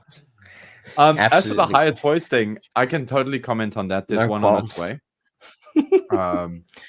Destro. So I have one in Cobra Commander. Yeah, the higher toys, Snake Eyes. Yeah. Okay. But cool. Joy Toys, like 1 to 18 scale offerings are amazing. We had the Warhammer figures over at Comic-Con, and damn, they're amazing. They're special. They're special toys. Anyway, I got a question for Moonlight, actually. Bit of a random one. Moonlight, is your handle derived from Armored Core, from the We've already covered this, Rob, and it Then I covered that. Good. Come on, Rob. In which case, Moonlight, please, Rob, please correct me. I'm sure it is. I keep thinking, like, I'm sorry. It's just like sometimes shit goes so crazy for me that I can't remember things as much as I want to. But yeah, that makes me very happy to hear. Why? There was something else somebody mentioned with regards to toys. Quickly with the movie and all that, I also think the Trojan Gambit is a pretty good blueprint for introducing Transformers in the GI Joe world, if they want to link them together. And I don't want to. And then one other thing I wanted to comment on, because I think it was it W or was it Darren Cobb? Somebody here, you sang to me when you said toy. Oh, it was Dustin. As like toy exclusivity has become the norm for all collector brand, and it's trash, and I hate it. Yes, dude, it single-handedly killed Masters of the Universe for me. When I saw that Mossman and a few other figures were like special exclusives that were going to end up costing like $80, and then trying to get them through people here meant they were going to be like $160. I was like, I've got enough Motu figures now. I'm happy. It killed it for me. So yeah, exclusivity does suck. It's a shit model. No good. Cool. Question what time. else? No. We've got two that I'm going to roll together and say that this is more of a inspiration for a future episode. But General Mills wants to talk about the good stuff from the 2000s, the Spy Troops, Valor versus Venom era. And Vincent396 says he'd love to hear our takes on some obscure vehicles, like the 2001 Night Landing Craft. Great idea. This is an era of GI Joe that we haven't not nearly shown enough love to or enough focus to. So, future topics, my friends. The brain, the cogs are turning. Ooh. Yeah, that's the our brain monitor. turning. That too. Moonlight 47. He has jumped into our questions, both in the live and in the previous asking of what did I want to call them? Canvassing of questions. Canvassing. He asks, would be cool to have a bit of classic segments back, like definitive sculpt, or to hear old tales from old takes from previous episodes that may not have aged well, or perhaps some behind the scenes of getting to 300. So I'm going to pluck out of that because we are going to revisit an old section, hopefully at the end of this podcast if there's time. But an old take of mine that hasn't aged well, I really came out in defense of the GI Joe Origins Snake Eyes movie. Yeah. As did I. Don't worry. I guess And I was still trying enjoy it. to see the good. I was trying so hard that I kind of made retrospective excuses for more questionable elements of that film. So I think, yeah, I got a little bit too creative with my defending of it.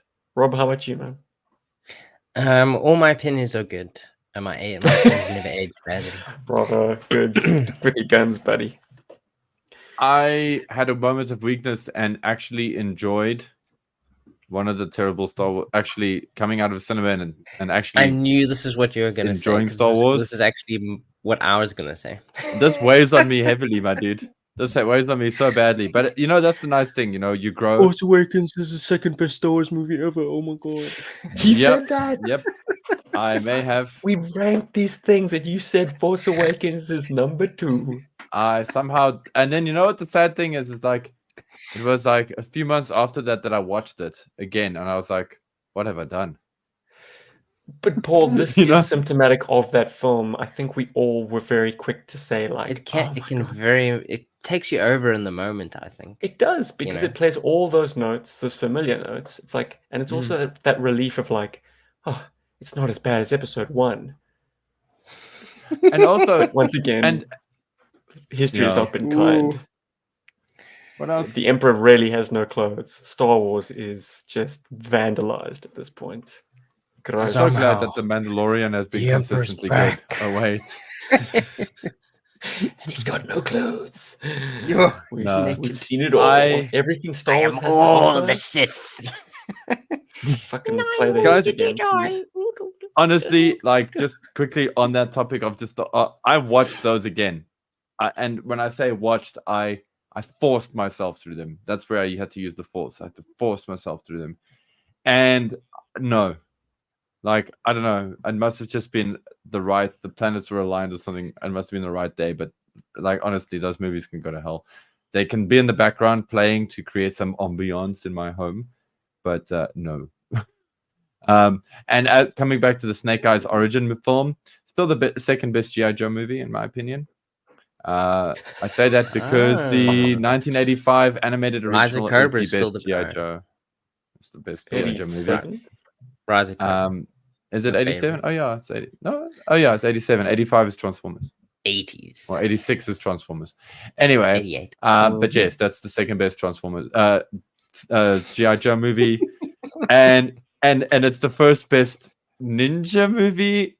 Like, I gotta say, as a ninja movie, it's better than a lot of ninja films that have come out in the last 5 years as well. So let's be fair on that one.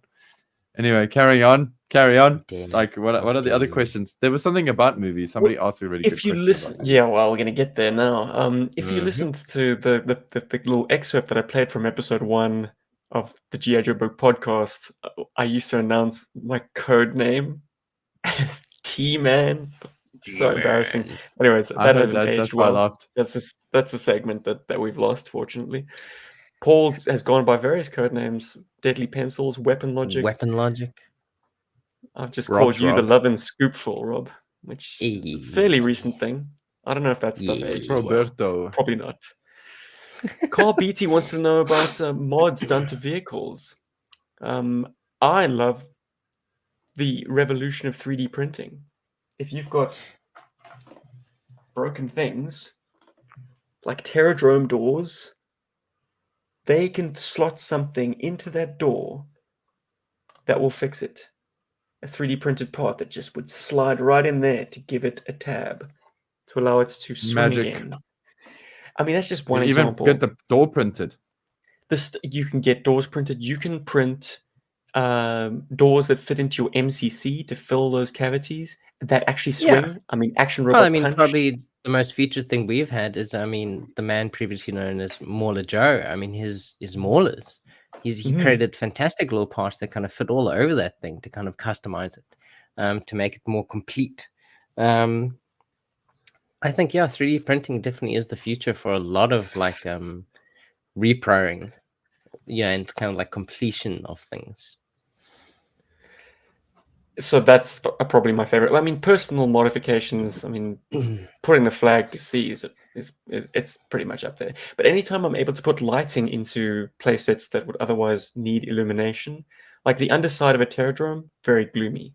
Run a few LEDs or something through the cavity above that. All of a sudden, you breathe life into an area that was otherwise lifeless. Chaplain Joe pod. Oh gosh. Well, Thanks for reminding me, Gary. SJub 7. Something that Chief from Talking Joe gave me, because this song didn't get any play in SA, but I'm sure it was huge in the UK. S Club 7. Dude, that was huge in this country. Okay, it was massive. Where were you? I hate that song, but yeah, well, we were, because we were competing with it as well. But S Club 7 was huge, man. It is, and thank you for how big it was in this country. Thank That's you. why I always laugh at him calling you Watching Joe Mind. Watching Joe Mind has joined the chat. Thank you so much, guys. Another absolute bonkers, crazy, cool podcast. Appreciate it. And welcome Cobra Viper 11. Hi. Nice. I love using practical things like paper clips. Like, to this day, I've got the firmest Silver Mirage motorcycle like rear suspension, because I've just extended it with a bent piece of paper clip. Yeah, it's amazing. Similarly with the ore strikers, there's a way of kind of opening out a paper clip and just taping it against the side walls, and then getting that leaf spring suspension back to life. Paper clips are useful things, guys, and they'll last forever, right? For sure. And they're inexpensive to replace if they rust out, or I don't know, whatever. So yes, modifications. Some are easy to make, some are less easy to make, but we do love them on GI Joburg. I think Conrad the Turner paperclip wants one to know. is great. Let's skip ahead to Derek Lana's question, which I'm dying to do. Let's talk about Hollywood stars from the Sambo era that would have been perfect for a live-action G.I. Joe movie made somewhere in the realm of like 1983 to 88. Insanity. Who wants to go first? So we're doing a fantasy casting, but with a twist. These aren't current. Well, I'm sure some of them are current, A-listers, maybe on in years. Some of them are no longer with us. We're talking about actors that were of the correct age back in, say, 1988 to take part in a G.I. Joe live-action movie. Okay, I bent the rules a little, to be fair. Okay. Of course, but not too much. I had to a little. So what I'm going to show is, and here's the thing. This is the cast I came up with, and this is the team I came up with. So I'm going to start with. Should I start with boys or girls first? Let's start with everybody's favorite character, and I ultimately said, let's do Cobra Commander. So this would be my choice for Cobra Commander. Let's do this. This is Christopher Walken. In the 80s. Wow. Would have been so great for Cobra Commander. I specifically got this picture of him with the trench coat. Just, because of the Cobra Commander with the trench coat. But just the way Christopher Walken would be perfect for Cobra Commander, I think. I don't know if he would even do the voice thing, but it would be cool. And he's such a great dramatic actor. And I think, he's famously known for taking on pretty much every role that's given to him. So if he would, I'm sure he'd have fun with Cobra Commander. I think it'd be great. And let's go into another Cobra character. In his 80s, Frank Langella would have been fantastic, in my opinion, as Destro. Man's got gravitas. on screen. He's very powerful. He was great as Skeletor, and actually too good to be Skeletor, to be fair. And I think he would make an amazing Destro because he could. I struggled with Destro. Like all I could think of was Sean Connery. He's like the only. Cool. I think it's a, Well, the it's, thing a, it's a good call. He'd be a good older like Destro.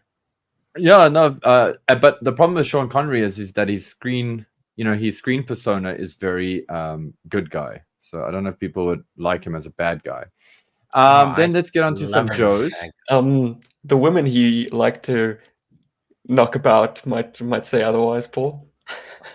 He's become a controversial character of late. But oh well, yeah, but I'm talking about in the 80s, dude. I mean, Sean Connery was like loved in the 80s. Yeah. So here's a great one for Spirit before you guys. So I do Destro always Destro can be an anti-hero at times. So if you think Connery in Hunt for Red October. Nah, I would still prefer Frank Langella because I like because Frank Langella can play a good and a bad guy really well. Sean Connery can play an officer very well, whether that be a Russian or American or British or whatever.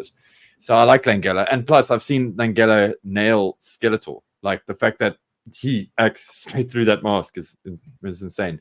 So here we have this guy's Storm Shadow. No, this is Wes Studi. And he is a Native American actor in the and this is him from the 80s. He would have been fantastic as Spirit, in my opinion. I think he would have been great. He's an incredible actor as well. Major chops. I think he would have been so good as Spirit, especially because Spirit could have been a great spiritual. Excuse the hyperbole, but it could have been a great spiritual kind of voice for the Joe team in the way that I would do the film. I'm getting to Duke, don't worry. And these two. And yes, you're going to love this casting. So in the 80s, I think I can never remember this woman's name, and I actually got it written down somewhere, but I don't want to try and find it now. But his name is Cypher, and I think he would have been so cool as a rock and roll. I got another good. For anyone listening along, we're talking about Man-at-Arms, and Teela from the Motu movie. Yeah. Somehow Motu made it in here. Amazing. And so I would cast her as Scarlet. I think because she's just a strong character. She had a cool voice. She's a good actor. Decent actor. Became a good actor. But yeah, back yourself, buddy. Back yourself. Well, is it in is TV it Chelsea shows? Field, Paul? Yes, it's Chelsea Field. Thank you. There we go. Yes, and Rob would be familiar with her work because she's now heavily featured in NCIS as well. Because he watches that mom show. And then let's get to more ladies of GI. No, and there's a stalker in my film, and of course it's Carl Weathers, guys. Of course. If anyone doesn't put 1980s Carl Weathers as stalker, I'll be very surprised. Like who else? Honestly, who else? Good picture, by the way, Paul. I wanted to get these like tasty magazine shots. I've got a few more. I've got a few ladies, but you go for it. Well, I went with once again acting chops as my main consideration. Same, actually. So, oh really? I saw some swimsuit models. They're good actors. I'm gonna go Tom Berenger as Duke. Wow, it's a good one. Nice choice. It's a really good one. Julianne Moore, Scarlet. In the 80s? Phenomenal natural redhead. And in the 80s, she was a thing. She absolutely. In fact, because I only remember seeing her early 90s. Sorry, man. Carry on. No, pal. Late 80s, she was big.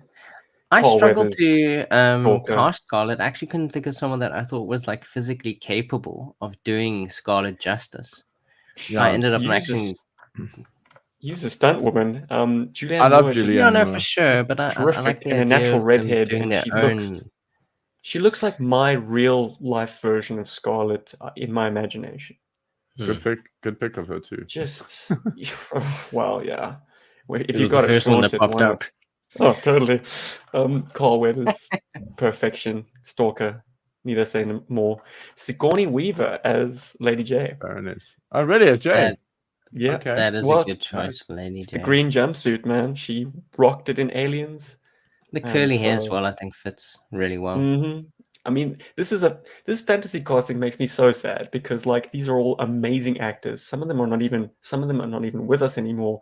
But this movie will never be made. So I'm like, it's a fun exercise for the mind. But all of a sudden, I'm like, oh, we'll never get this movie. Did GI you Joe guys was in also? big talks for getting a live action movie back in the 80s. You can see it in a number of the letters pages in the comic book where the kind of editorial staff are saying, yes, it's still in talks. It's just moved to another studio, blah, blah, blah. So it was being battered about, but it, hindsight is 2020. Obviously We never got it. Did you Sergeant also? Slaughter, as Sergeant Slaughter. Of course, as obviously. Sergeant Slaughter. Can't not do it. Yeah. Willem Dafoe is my pick for Cobra Commander. Just Good choice. probably the most menacing actor I could have thought of. And he had just played Christ, actually, in a Passion movie that same year. So that's pretty counterculture right there. In the 80s. Angelica Houston, Baroness. Okay. I like the that's idea a of not casting a swimsuit model and actually casting someone who is, as far as I'm concerned, the Baroness, because she needs to be a bit more veteran. She needs to be competent enough to be high command of Cobra, capable of leading troops in the field, and also a keen strategic mind. A number 2 to Cobra Commander in every scene, and she would hold amazing chemistry with Willem Dafoe, if you ask me. And I had to fit Arnie in somewhere. He's my pick for Destro. He sounds foreign, so what does it matter? Gotta make him Destro. I am Destro. I play both sides of the wall. Baroness, I love you. I love you. Just the physical presence of the man. Like Cobra Commander, you buffoon. Ideally, Destro should be. Why have you ruined our plans again? Ow. All right. But the one thing that we've missed out on Destro's live action portrayals is that physical size. And Arnie brings that in spades. Jet Li as Storm Shadow. Nice, interesting. Good. I think he Jet plays Li is great. the tortured, and this is very young Jet Li, but I think he brings the tortured warrior more than other martial artists that come to mind. And there's a kind of a maniacal side to him as well. He plays villain very well. I think. Which we saw in Lethal Weapon 3. Yeah, there's menace to this guy. He's not just martial arts chops. And Rutger Hauer as Zartan. Wow. Can I tell you something interesting, Steve? Same. Okay. I also picked Rutger Hauer as Zartan. That's why I actually got. This is the photo I got of him. Oh God! Come on, StreamYard. There we go. That's the picture I had of him. I wanted him as Zartan as well. Same. Beautiful. So good. He'd be absolutely incredible. Outback Stew. Yeah, I didn't get a picture, but Michael Dudikoff, the guy from American Ninja, it's a no-brainer as Snake Eyes. For what? For Snake Eyes. I like it mine makes more. so much sense because he was such. I mean, he's the biggest that kind of star. I think of the 80s. So I thought Kurt Russell's Duke would be awesome. Actually bring some sort of awesome character to the character. I think he would have been a fantastic choice as a Duke. I have him as well, but not as Duke. Oh. And then Michael Dudikoff as Snake Eyes. I thought he'd be absolutely perfect for Snake Eyes. You think 80s, you think blonde haired ninja dude. It's Michael Dudikoff. There's no one else. Mr. T as Robot. I thought that was cool. Yes, actually, B.A. Baracus. Yeah, very cool. Yeah, it'd be fantastic because he just does those kind of short lines, and they'd be very good for rhyming. Yeah, the man, Mr. T, you going down? They're not going to find you around. So he would actually be very good as a Roadblock, I thought. I'm not here to clown. I'm here to take you to Funky Town. I thought he'd be a good Cobra Commander because he's got such a gravelly voice. Who is this? I mean, he's Powers Booth. So he's been in a couple of other movies. He was in Sin City. He was in a couple of other more modern films. He's also in the Avengers apparently. Jeez, 67 comments. Con Air as well. But he's just got this very big I'm the bad guy and you're gonna listen to me and take over the world. He's just got this, and he just has this kind of like menacing look to him. Like you won't obviously see his face, but you can imagine him kind of like being the character of Cobra Commander. And I thought he just brings a kind of menacing presence to who Cobra Commander is, for me at least. Robert Redford as Hawk. I thought was a very good choice because he was so big in the 80s, and to me he feels like Hawk. He's this very tall man. He's got a very commanding presence, and he was absolutely huge in the 80s. Like everyone absolutely loved him. I definitely remember. Stephen mentioned my great aunt Honey. He was very much featured on her fridge. He was one of the men that she absolutely would have loved to have met in her lifetime. And yeah, I think he kind of brings the presence of like a general and a commanding presence, which I thought would have been fantastic for the role of Hawk. As I said earlier, Sean Connery, he's the only Scotsman I could think of. I mean, I also considered, I think, comedians, because I think comedians a lot of the time can do very good like voices and accents. Comedians can always play dark very well. Oh no, absolutely. I didn't get a picture, but I thought Robin Williams would have been good as like Dr. Mindbender. I think he would have made a very interesting Dr. Mindbender. Debbie Harry from Blondie as Baroness. I think I went in this kind of the same direction as Stephen, where it's kind of like a slightly more mature woman, but still exceptionally sexy and very sensual. Where you can kind of feel the sex appeal that she has, but also sort of a commanding presence, I feel, as well, where she can kind of go toe to toe with Cobra Commander and like leading troops, but very beautiful, absolutely gorgeous. And Jennifer Beals as Lady J. I thought she would have been a very good Lady J, for me at least. Absolutely gorgeous. She was in what's that dancing? Footloose. Flash dance. Flash dance. Yeah. Not to be confused with Jessica Biel. I mean, yes, two different eras. Very similar names. Very similar names. Yeah, I think she would have made a fantastic. I got a few more that I wanted to share. Oh my god! I didn't want to like. Always has a lot. Paul always has. I got a whole bunch. So and it's quite cool to see some of your reveals. So obviously, okay, so Rutger Hauer as Zartan, which is so cool that Steve and I are aligned on that one. I had a very different take. As well.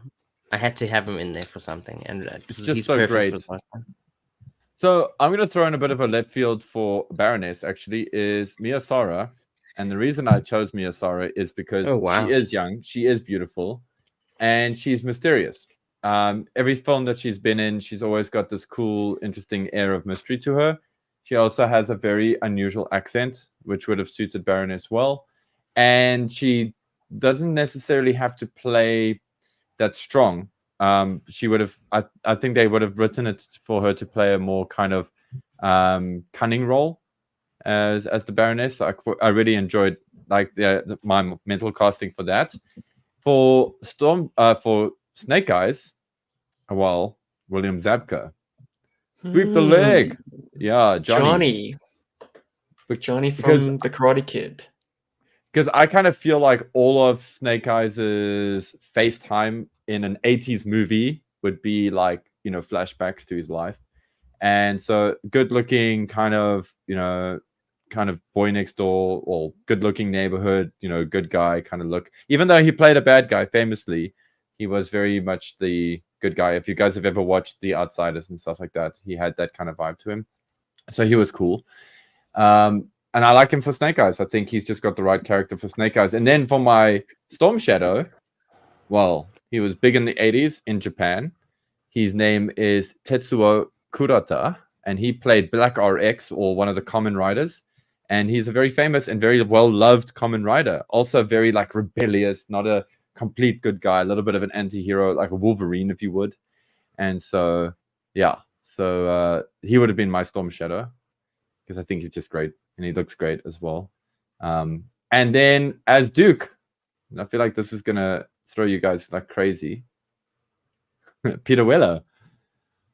Interesting choice. I kind of like the idea of Duke not necessarily being the all-American golden boy in terms of that. Although, to be fair, when he was cast as Alex Murphy for RoboCop, he was very much, he thought he was a cowboy, and he had that vibe, and he was written that way. Paul Verhoeven got him written that, you played him that way.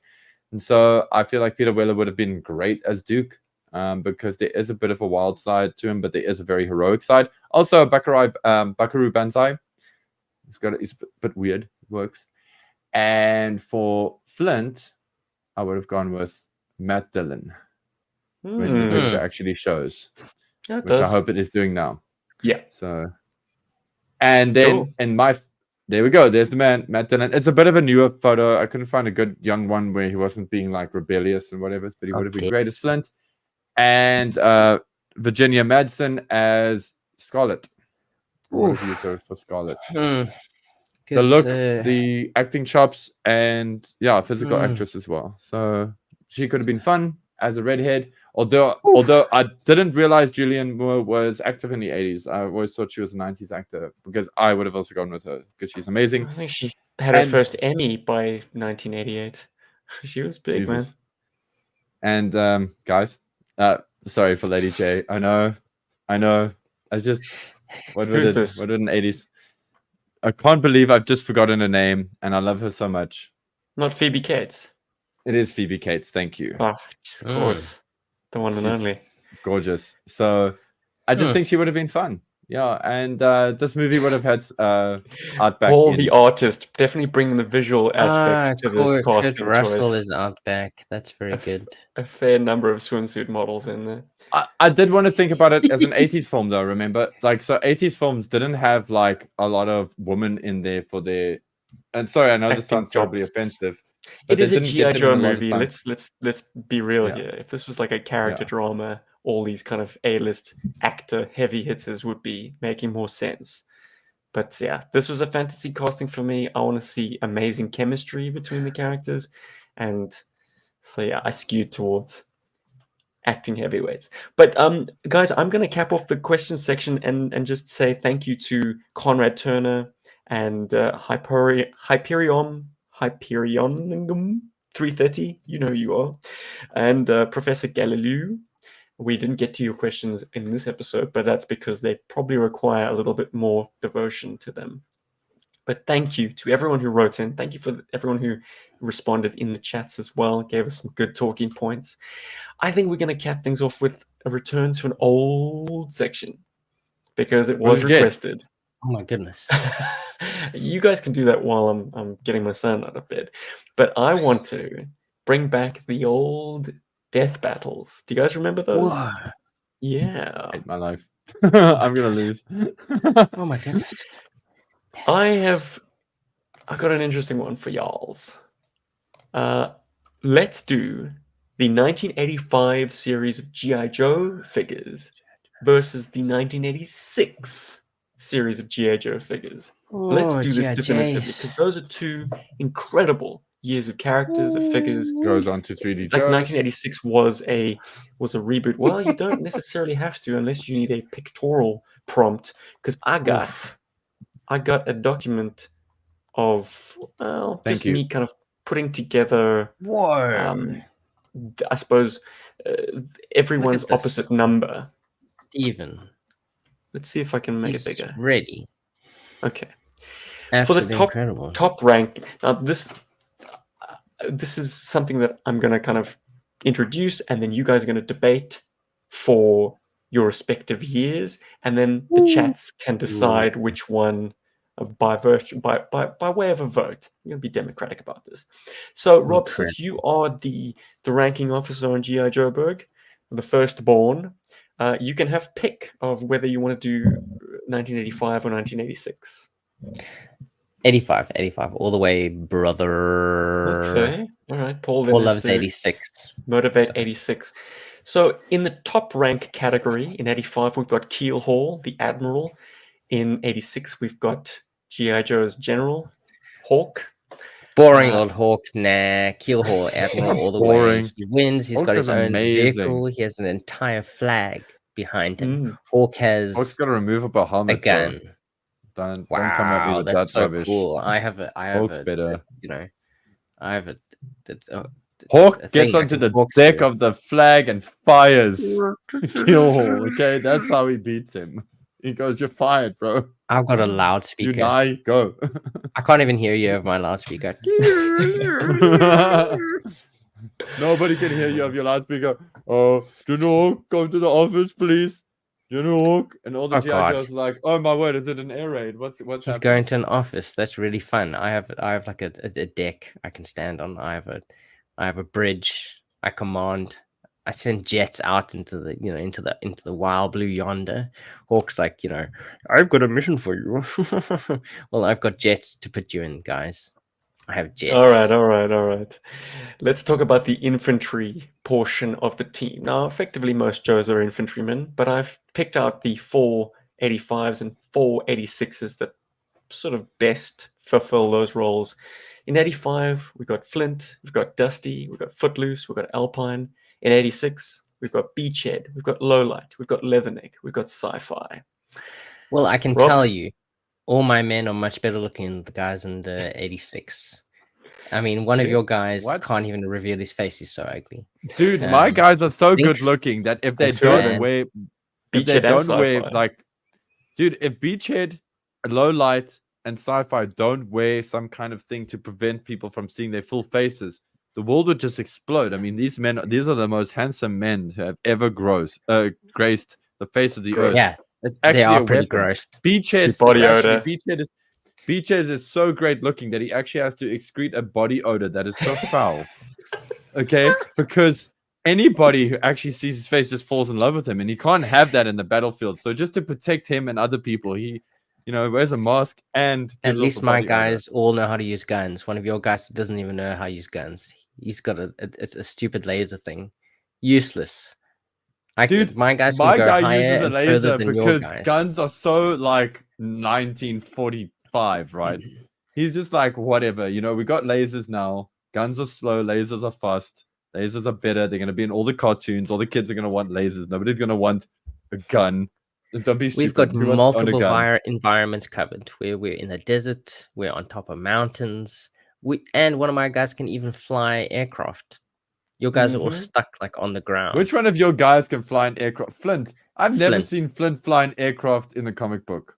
You don't have to see him do it. It's on his file card. So, I hope you're paying attention, everyone in the chats, because you're going to be voting in a minute, maybe a couple of minutes. In the cold weather environment, in 1985, we have Frostbite and Iceberg. I'll just get a one-sentence answer from each of you. Rob, Frostbite? Frostbite has a vehicle. Iceberg doesn't. Iceberg transforms into a walrus. Oof, or a giant seal. One of the two. Hey? And yes, an orca. Even better. Hey? Yeah, that's exactly it. I like Useless. it. Yeah, you've had your sentence. Chats, is it a snowcat or an orca? Which one wins? Heavy weapons. In 85, we've got Bazooka being the Rocket Man. And in 86, we've got a reversion of Roadblock, but nevertheless, he's that year's kind of big gun. You don't have a song about you, I do. Rocket Man! I'm blowing shit up. It's absolutely insane. You're named after a bubble gum. I just want to put that out there. Smack talk. Roadblock's cooler. All right. In the specialists camp, in 85, we've got Airtight being the CBR trooper and Lady J being our kind of undercover expert. In 86, Mainframe, he does computers and stuff. And Daltone, who, among his many specialties, I think is kind of like your electronic espionage dude. If you want someone to You're making those nerds sound much cooler than they really are. They were both in NOM. Yours weren't. Airtight and Lady Jane weren't. No, hang on. Mainframe old men, old nerds. Daltone may not have been. Hey, listen, when Airtight's like iPod goes in the fritz, who fixes that shit? Mainframe and Daltone. Okay? When Lady J when you are in a dangerous environment and you can't breathe, who's going to save you? You need to be able to breathe to fix electronics. Okay, Airtight just has smelly farts. And I have a lady on my team. You don't. My guys have access to hundreds of ladies on the internet in the 80s, which was rare. Carry on. Here comes the fun one, boys. Exceptionally rare in the 80s. In the hand-to-hand category, in 85, we've got Snake Eyes and Quick Kick. In 86, Sergeant Slaughter. And I put Sergeant Slaughter wetsuit in uses there. wetsuit as a weapon and beats Quick Kick and Snake Eyes to death. Well, that's why I the put only way wetsuit it's gonna in there. work. But seriously, in Ninja Holiday, can't wasn't take wetsuit this. one of the top-ranked contenders? Like, wetsuit was competing in like an international martial arts tournament. Not as highly ranked as Snake Eyes or Quick Kick. Yeah. I mean, these guys have the they wipe the Sergeant floor Slaughter's like, with them. eat snorkel, Snake Eyes. Nah. Snake Eyes and Quick Kick, they wipe the floor with your guys. You know, Sergeant Slaughter's trying to like fake slap us, and we're actually properly kicking his face. Sergeant Slaughter doesn't fake slap anybody. He only does that on TV. Sergeant He Slaughter, bitch if he hit slaps somebody for everyone. real, everybody, it would be the slap that would be felt around the whole world. It would be like Krakatoa again.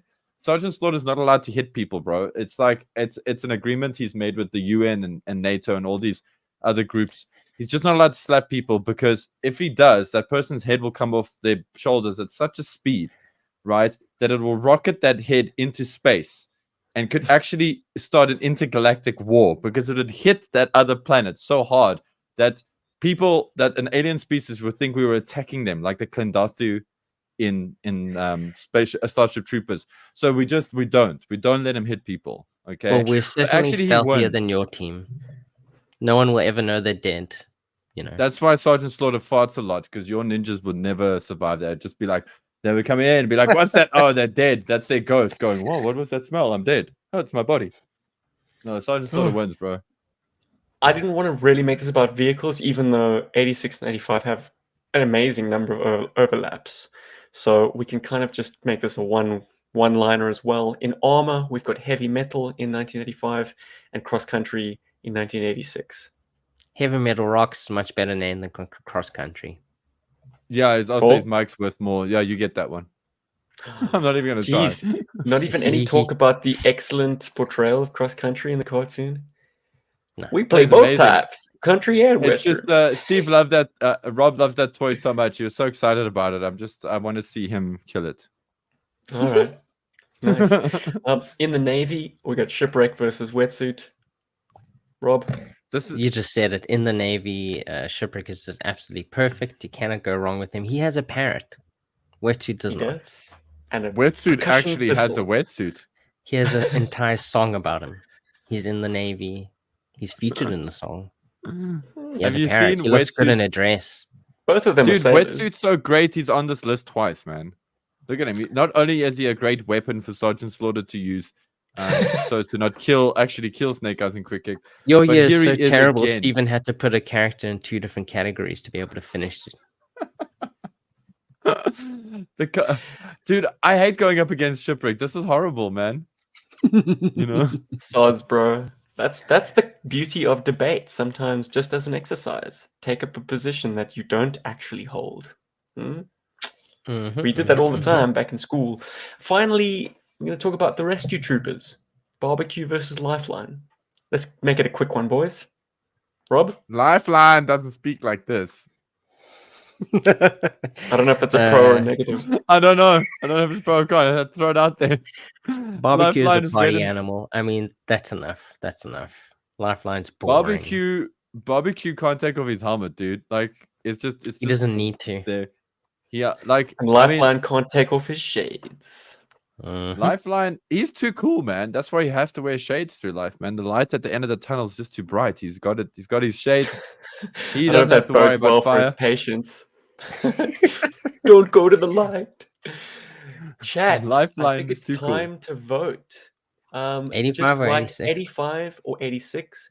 Rob, you will count up the 85 responses. Paul counts up the 86 responses, and then we'll have should be easy, reveal. Paul. There will be no 86 responses. Don't worry. Okay, let's see. Come, guys. Let's start putting it in the comments. Let's start seeing 86. 85. Yeah, 85. that's what I want to see. I want to see. Punch it in. Yep, there we go. You guys, 6 is the one next to 5. Hey, Yep, 1986. There we go. There we go. That somebody got it right. 85. You guys can edit those. One person got it wrong. This is making terrible radio. So while the responses come in, I'm going to tell a little anecdote about a recent pickup.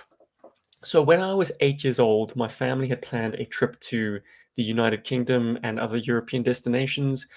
I unfortunately, on the eve of travel, was suffering from a stomach bug of epic proportions. I couldn't stop just gushing out of both ends. Not the best prospect when you're faced with like a 9-hour flight. So my mother took me to the GP, and the only thing that he could think of had to be administered via injection into my buttock, which was a terrifying prospect for an 8-year-old. I was screaming in that doctor's chambers. I was running. My brother had to pin me down. I would not relent. So my mother eventually resorted to the only way to do these things, which is bribery. She was like, Stephen, what toy do you want? If you get this shot, you can have whatever you're hankering for at the moment. And I was big into the Batman Returns toy line at that time. So I said, Mom, if you buy me the Catwoman, Michelle Pfeiffer, I'll take this shot. She was like, yes, okay, agreed. I took the shot like a man, concentrating very hard on this awesome action figure that I was promised. And that was 30 years ago, guys. Almost to the day. My mother never got me that action figure. Fortunately, found her at a toy fair for only $5. So I am finally fulfilled after 30 years. I messaged my mother the other day and said, hey, Mom, you owe me $5. And she was like, ha, well, you owe me for cleaning up all your vomit and shit. Oh. Thanks, Mom. Do we have results? Yeah, Yes, 86 86 won. 85 wins. That's a win in my book. 82. 86. Oh yeah, all three. Thanks, guys. That it's not about quantity, it's quality here. It's 3 quality votes versus 6 other votes. Or whatever it was, Rob. The numbers take it. 85. Thank you everyone for agreeing that 85 is the best year ever for GI What Joe did you do? compared to 86. I've got a muscle spasm. Oh my wow. Dude, I've had that the whole week, man. I've had like a funny piriformis muscle. Yo, that's painful. It's cool, man. Getting You have old. Anyway. to adjust your position when you're sitting, my dude. Don't sit in the same position the whole time. You see me in poor fidgeting? That is a good thing. That's It retail keeps you- ass right there. We've learned how to keeps sit you going. for long periods of time. Play games. Thank you, Screen Killer. 85 is too strong. Yeah. It wasn't even a Yeah, that was close. a hard one. But I love 86 as well. It is strong. It is a strong pick. Yeah, look, the smart money went 85 anyway, but I think in terms of balanced years, these are the two juggernauts. But I gotta say, in the end, 86 would have won if I was on 86. So I'm just saying, it's down to the people arguing for the year. You know? No, nothing to do with Snake Eyes or Airtight or barbecue or Shipwreck. You had some good picks. If I nothing. was on 86, I could have argued for how good they were. I but, didn't have Lady J. I didn't. Maybe I mean, the I can tail go of on the a. vehicles You didn't would have be me on your different. side. You didn't have me on your side. Maybe I don't know. I don't know, time, Rob. I next mean, time, Paul. listen, you are a cunning linguist. It's. It's true. I'll bring Rob to my next negotiation. Maybe you can roll negotiation for us. Hell yeah, dude. Boys, Charisma. I feel like I might You wanna see need our new to toys? dust. Yeah, you guys can talk new toys and close out the show. I'm gonna. No, you know Your what? son The is kid calling can sleep you. in a little bit longer. Do you guys have can any sleep in a death battles little for us to discuss? I love that one. I don't see how we can top it, my dude. That one was like What that was. about, I was just like the Zartan Warthog. versus Firefly. Who wins? That's wins? yours was so Zartan. cool, Steve. All right. Well, oh god, that was a terrible. Yeah, one. obviously Zartan. Who's Firefly? Pff. Major Blood versus Firefly. It's a better Jedi. Well, then let's roll on into another favorite section of mine, one that I've already kind of prefaced. New shit. I just got an Agent Helix, my own one, after playing with Rob for many years. Playing with Rob's one, I should say. Let me specify. Shot a review. If you haven't checked it, feel free to. It's on the YouTube channel. It is the first GI Joe content shot in 4K, which looks amazing, even something as pedestrian as a figure review, but is one hell of a bear in terms of uploads. I'm like, man, my internet's good, but it ain't that shit hot. So yeah, I hope everyone out there goes into the settings, the little cog on YouTube, and selects the highest resolution to make it worth my while. Mine's defaulted that way. It drives me crazy on TV. When I see a trailer and I'm like, where's potato? The 90s. So what you guys get? Robbie? Rob, do you want to start? Whoa, what did I get? Okay, so I finally... Okay, so all of these, I believe, come from Greg Crockett. I'm over the moon. Thank you, Greg. And first up is my customized and complete... My second Lady J, by the way. But with absolutely gorgeous hair, sculpted and completed by Paul. An amazing figure. Overall, she's absolutely fantastic. Great articulation. Everything just looks fantastic on her. Like, she's gorgeous. But definitely head sculpt is the winner here. Paul, you've completed this figure and you've made me proud owner of a second Lady J. I mean, gorgeous. And then we have pleasure, my dude. Duke. And he's not creepy this time. Yeah, you're actually quite chuffed with that figure when you got him. And he has a decent nose too. What can I say? Yeah, regular he's size very cool. nose. He's like a proper I'm mine. going out there and I'm doing I'm doing army stuff. I'm an army guy and I'm leading. This is 1994 Duke for anyone not entirely sure. Thank you, Stephen. Thank you. Battle Core Duke. Got this fantastic figure. Who am I, Stephen? Tell the audience. Bulletproof. Yeah. Hey, 300 episodes later, I'm still consistently keeping you guys on the rails. Hell yeah. Very cool figure. It's a tough burden to bear. It's your role. Cool hairstyle. Very cool figure. I love his camouflage. He's awesome. I think absolutely worth it. And who's this guy? Hey guys. I'm not controversial at all. Cross Country version 2, Battle Core with the Confederate flag on the back, or Rebel flag, or whatever you want to call it. Yeah. Very not controversial. Cool figure. The flag from Dukes of Hazzard. Not worrying about any controversies related to the flag. I mean, at the time the figure came out, it was definitely a symbol of pride, of positive pride. So I have absolutely no problems with it. Being a non-American, I'm not worried about issues like that. Overall, a fantastic figure. Just very, very cool. All comes together. You've got jeans on. Very good sculpt. Very, very cool. So I'm very happy. Thank you, Greg, for all of these fantastic figures. I'm over the moon to own them. And thank you, Paul. And there's a whole bunch of weapons. There's a whole bunch of weapons that I forgot to bring on Sunday for you, or actually on Monday for you. Oh, so it's not these bags. Oh, okay. So there's more. Ignore that. There's actually more. Yeah, there's more. Ignore them. Yeah. Paul, what's new with you? Come on. I got Raiden from Mortal Kombat. No, I'm kidding. It's shock from the core. So I bought a whole bunch of core figures from this dude, like, I'm not even joking, like a year ago. And they were brought to me at Comic-Con by my friend who has the toy museum. Because logistics just prevented me from getting to the other seller to get this stuff, and then he dropped it off.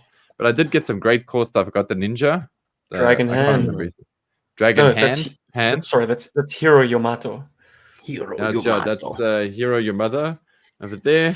But there's definitely a very cool figure. This is like, aside from Hiro Yamato. Here he is. Hiro Yamada. Here's the man, the legend, the myth. Whispering Willie. Whispering Willie. I love this. This is so great. I finally have a whispering Willie in my life again. And it's the good version, i.e. the pantsless version.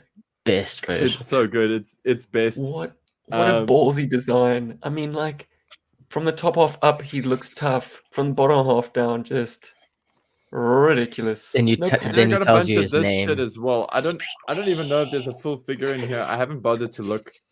But it's like broken parts, but it's mostly like weapons and accessories for core figures, like that was in this bundle. God knows. But most of it looks trashed. Okay, so that's the core stuff. I'm going in chronological order here. And this is my conswag. Well, actually, I can't remember. Did I show you guys this? My Lego Wolverine. Yes, you did. The best Wolverine you could possibly pull from the Lego. Such a great Lego minifigure. Yeah. And then I just got I got a small car purchase. It was kind of recent, and it's an old Skyline, and I love this car. It's beautiful. And it was a Hakusuka. And then just to keep it Skyline, I got another. Well, I just got these ladies to pose on my cars. It's quite fun. Just for diorama stuff, it's always cool. Yeah, it's like it, man. It's just nice shooting at that scale. I mean, do you have a macro lens to get up close and personal with these tiny cars? I mean, what are they, 1:72? Yeah, 1:64. Yeah, 64. Okay. Yeah. So I mean, whatever. It's just those are shot with a cell phone camera, so they have pretty fun exposure, apertures, whatever's. Anyway, and then this is one of my cons swag. I mean, how cool is this? I got Tiger Ranger from Power Rangers. White Tiger Ranger, and he was so cheap. And just kind of like saw him there, and it looked like he looked so neglected. And I was like, oh wow, it's only $500. And this one actually comes with the Lightning collection, right? No, this is a SH Figure Arts from Bandai, so it's actually better than the Lightning collection for me anyway. But this one was cool because it actually has Tommy's head from the Power Rangers. So it was like their 25th anniversary collection that they did. So it was nice to have the Tommy version as well, because I also really like Tommy. Anyway, so that was a cool one. And then also from Bandai, I got this. It's a Goof custom. Sorry, the photo is a bit overexposed. It's a Robot Spirits anime Gundam figure version of the Goof, and something that is very, very cool for me that I picked up. That I was very happy to find, and I found it at an amazing price. And the reason I mentioned the price is because when I wanted to buy this figure, I had no money. And just to kind of find it in sort of, let's call it at a convention at the price it was when it came out, was really good. So it's a metal fixed figuration Gundam figure of the Zaku one. Yes, I know it's thrilling for non-GI Joe fans, but it's really big. It stands at about a similar height to a Hot Toys figure, more or less. It's super technical. It's got a lot of posability. It's got all this good stuff. And it came out, in my dark ages, and I could never get one for myself. So it was just good to find. It was a good find. So very happy with that toy in my life. So that was awesome. That was my swag. That was my con swag. And before Stephen comes in, I will share this. It is not a GI Joe, but it is something I did buy while I was there, and justified the sticker that Paul gave to me. This is Turn A Gundam, designed by Sid Mead, who did the fantastic designs for Blade Runner, a film Stephen has yet to not sleep through. But an absolutely fantastic model. Guys, it is not a hot take that Blade Runner isn't that good. Blade Runner's brilliant. That is a hot take. That is like, a problem. Who are these people that say it's bad? Like, they probably like Force Awakens. There's no one that says that. So I finished this weekend. A great fun to build. I'll definitely be talking to Paul off stream about advice on building better. Cool, Thank you for this. It looks really good. Nicely done. Yeah, it's fantastic. Very unique look for a Gundam. Absolutely, that's the thing. It's a very unique look, and I think not everyone is a fan of it. I believe it's very different from what the average Gundam does look like. It's a very unique series that it comes from. It's a very unique design, having been worked on by Sid Mead, a Westerner, which is like the first and only time for a Gundam series, actually. Not to date, because I believe there is another one coming, but I don't want to go into that. And yeah, it's a polarizing design within the Gundam community. For sure. When I first saw it, I didn't like it. And then I actually have grown to love it. The cockpit is in the crotch area. Yeah, very different from most. So it's a little yellow bit you can see there. The yeah, but he sits in the most important part of the model. Laurent Siak. Yeah. Hey guys, I'm right here. The Jig pilot. The one eye. Guys, I'm thinking we call it here. I know we could talk about PulseCon, but that is absolutely a podcast unto itself. And to be honest, at this point, coverage of it has been pretty damn good. Yeah. Well, I mean, you can't throw a stone without hitting a podcast or a Facebook definitely thread. well covered, but we can definitely say something about it in our next episode. Thank you, Hasbro, stuff. for the stands. I just want to put that out there. Thank you. I'm so glad that they watched my only 2 reviews. And that they've included a stand. Thank you, Hasbro. Influencers. Yeah. Not really, but yeah, the Scott is freaking amazing. I know. We're up there with Thu's awesome reviews and with Toy Galaxy. Next time we'll host PulseCon. We'll be right up there with Dan Larson and Thu. Yeah, kick those guys off. They're so great. I love you got 3 hosts right here. Yeah. No, it'll be even better with 5. Like, 3 of us and Dan Larson and Thu. It'll be incredibly good. It'll have us laughing at Thu stuff and at Dan stuff, and then occasionally they would some GI Joe. Never get any words in. You guys, just talking all the time. Guys, I'm gonna try. There was a question in the thingy. I'm sorry, and I know I'm like completely capitalizing here. There was a question from a viewer, and it's like, what is the future of GI Joburg? And I love that question, and I do want us to actually talk about it in a future episode. But the one thing I want to try, and it's going to happen Ronald this week. It was Snowcat Ron. It's Ron. Okay, cool. Sorry, it's just when I was reading it on my PDF reader, everything was kind of all over the place. It was odd. Anyway, that's just your jumbled brain. No, it's on the phone, man. It's Read Era, not Adobe. Whatever. It's just it was spacing pages. It doesn't matter. That's not what's important. What's important is I'm gonna try something, and I want to see if the guys here in the comments would be interested in this.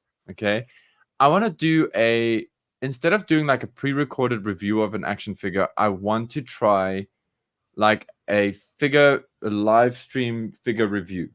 So it'll be like a real time. Never been done before. I don't know if it has been done before. But I feel like that's a cool way to talk about it. So yeah, if you guys in the comments can let me know if you think that sounds cool, that sounds fun, that's a different take. Obviously, I'll try to set up a camera so that I can always have a nice version of the figure so you guys can always see it as I'm talking about it, messing with it. Kind of think of them as like a figure rundown live stream. Let's look at it like that with me. Interesting. So that's something I really want to try because I'm really having trouble trying to do the whole build something up, edit it, all that good stuff to a quality that I appreciate. So that I like to do. So yeah, if you guys are keen on that, let me know. I'm very excited to try it out. And I think it'll be fun. I got a lot of great toys to talk about. So, and some bad ones. Whoops. Hell yeah. And some cool ideas coming up. Brickfiction wants more collabs from us. Let's work with some more people. And we can do improv. That's kind of cool. More improv. Yeah. Hell yeah, brother. Thank you, Chris. Thank you to everyone who joined us in the chats.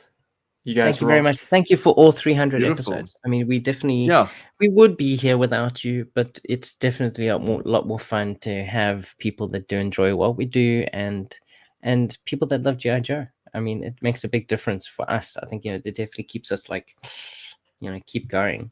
And it's nice to kind of like hang out with you guys and with these guys every 2 weeks, typically 2 weeks. What is that thing we were talking about, a hot take, Steve, when you were talking about how we don't use code names anymore, and that was a good thing. You know what is a great thing that has changed on this podcast? And I feel like this is when I wanted to mention it, is when we used to do this, and actually, to be fair, guys, we still do this as a fireside chat. This is still about us. And talking about GI Joe and having fun. But we always used to joke that there were only 5 people out there listening to us. Well, I'm very happy to say that that's not the case, and that there's quite a bit more. And that is something I was wrong about. On the replay, listen to us in their ears on the way to work. Some folks even find it in themselves to throw some money at us from month to month. So look at these sexy incredible people. Bergforce is. Keep full effect. Passionate. Thank you for the patrons. Thank you for the folks who support us on the YouTube membership avenue. I know I have all the fun there. Though recently, one of the vlogs was a guest vlog. Cody Skelf, he tossed me a play motion. He was like, "Jubs, where do you want to put this?" I'm like, let me show it to the YouTube members. So I guess it's an open invitation. Anyone who wants to contribute a vlog to the core members, please. And thanks to anyone my platform is yours. Who comments, likes, subscribes, anything, literally anything. If you see us, even if you spend 5 seconds on a video, I appreciate you. Doing all the things. In that line, I think I have a request. Anyone who's listening to this, who's gotten this far, I've recently re-edited and re-uploaded the PlayMotion master list. The Saga Redux. called it. It's got the same thumbnail. That probably doesn't help, but it's GI Joe. It's the only one that's publicly listed. It's the GI Joburg PlayMotion Saga 2018 to 2023. Now that thing, the metrics on that are obviously nowhere because it's a re-upload. You know, people who wanted to see it have seen it already. But that means that it's buried. The algorithm will not make that visible to anyone in the future unless we get it up past 1,000. So if you don't mind, if you have presence of mind to do so, after you jump off this video, if you don't mind just giving that one a view. It doesn't have to be for long, or maybe just let it play in the background. Hey, why not? It's cool to watch it all together, man. Well, or even not watch it. If you got stuff you want to do, just leave it playing on the smart TV or on your mobile device while you make dinner or something. Basically, it would help us out big time if we got the view count of that a little bit higher, just to kind of make sure that it is historically a place that people can go to and view our stuff in one convenient playlist, not even playlist, one master supercut, without having to look too hard for it. Because yes, YouTube is a very big place, and unless you have cracked a certain threshold of views, that video, it might as well not exist. All gone. Link it in this thing, Stephen. Link it down below. Okay, I'll do that. And thanks, Dustin. That's yeah. I'm so happy we keep your interest in this alive. And thanks, Todd C. Yeah, we will keep going. We'll keep going. As long as you enjoy it, we enjoy it. And if we enjoy it, you enjoy it. You enjoy it, we enjoy it. We are out. GI Joburg 300. And 300 301. 300. And also just thank you to everybody that's been with us on the ride up until now. It's been great having you guys, and it's been great meeting you guys. And I think it's important that you are seen. Yeah, it's mad. 12 years. Cobra Viper, I have modern figures. Maybe I'll do that. I know Stephen has modern figures, so we'll see. I just bought an Agent Helix. That's one figure. What's no guns can't fit in a hand. Run down corridors and do nothing. Great times. But they're very nicely sculpted, I'm not going to lie. We're out of here. Bye. Cheers, guys. Bird.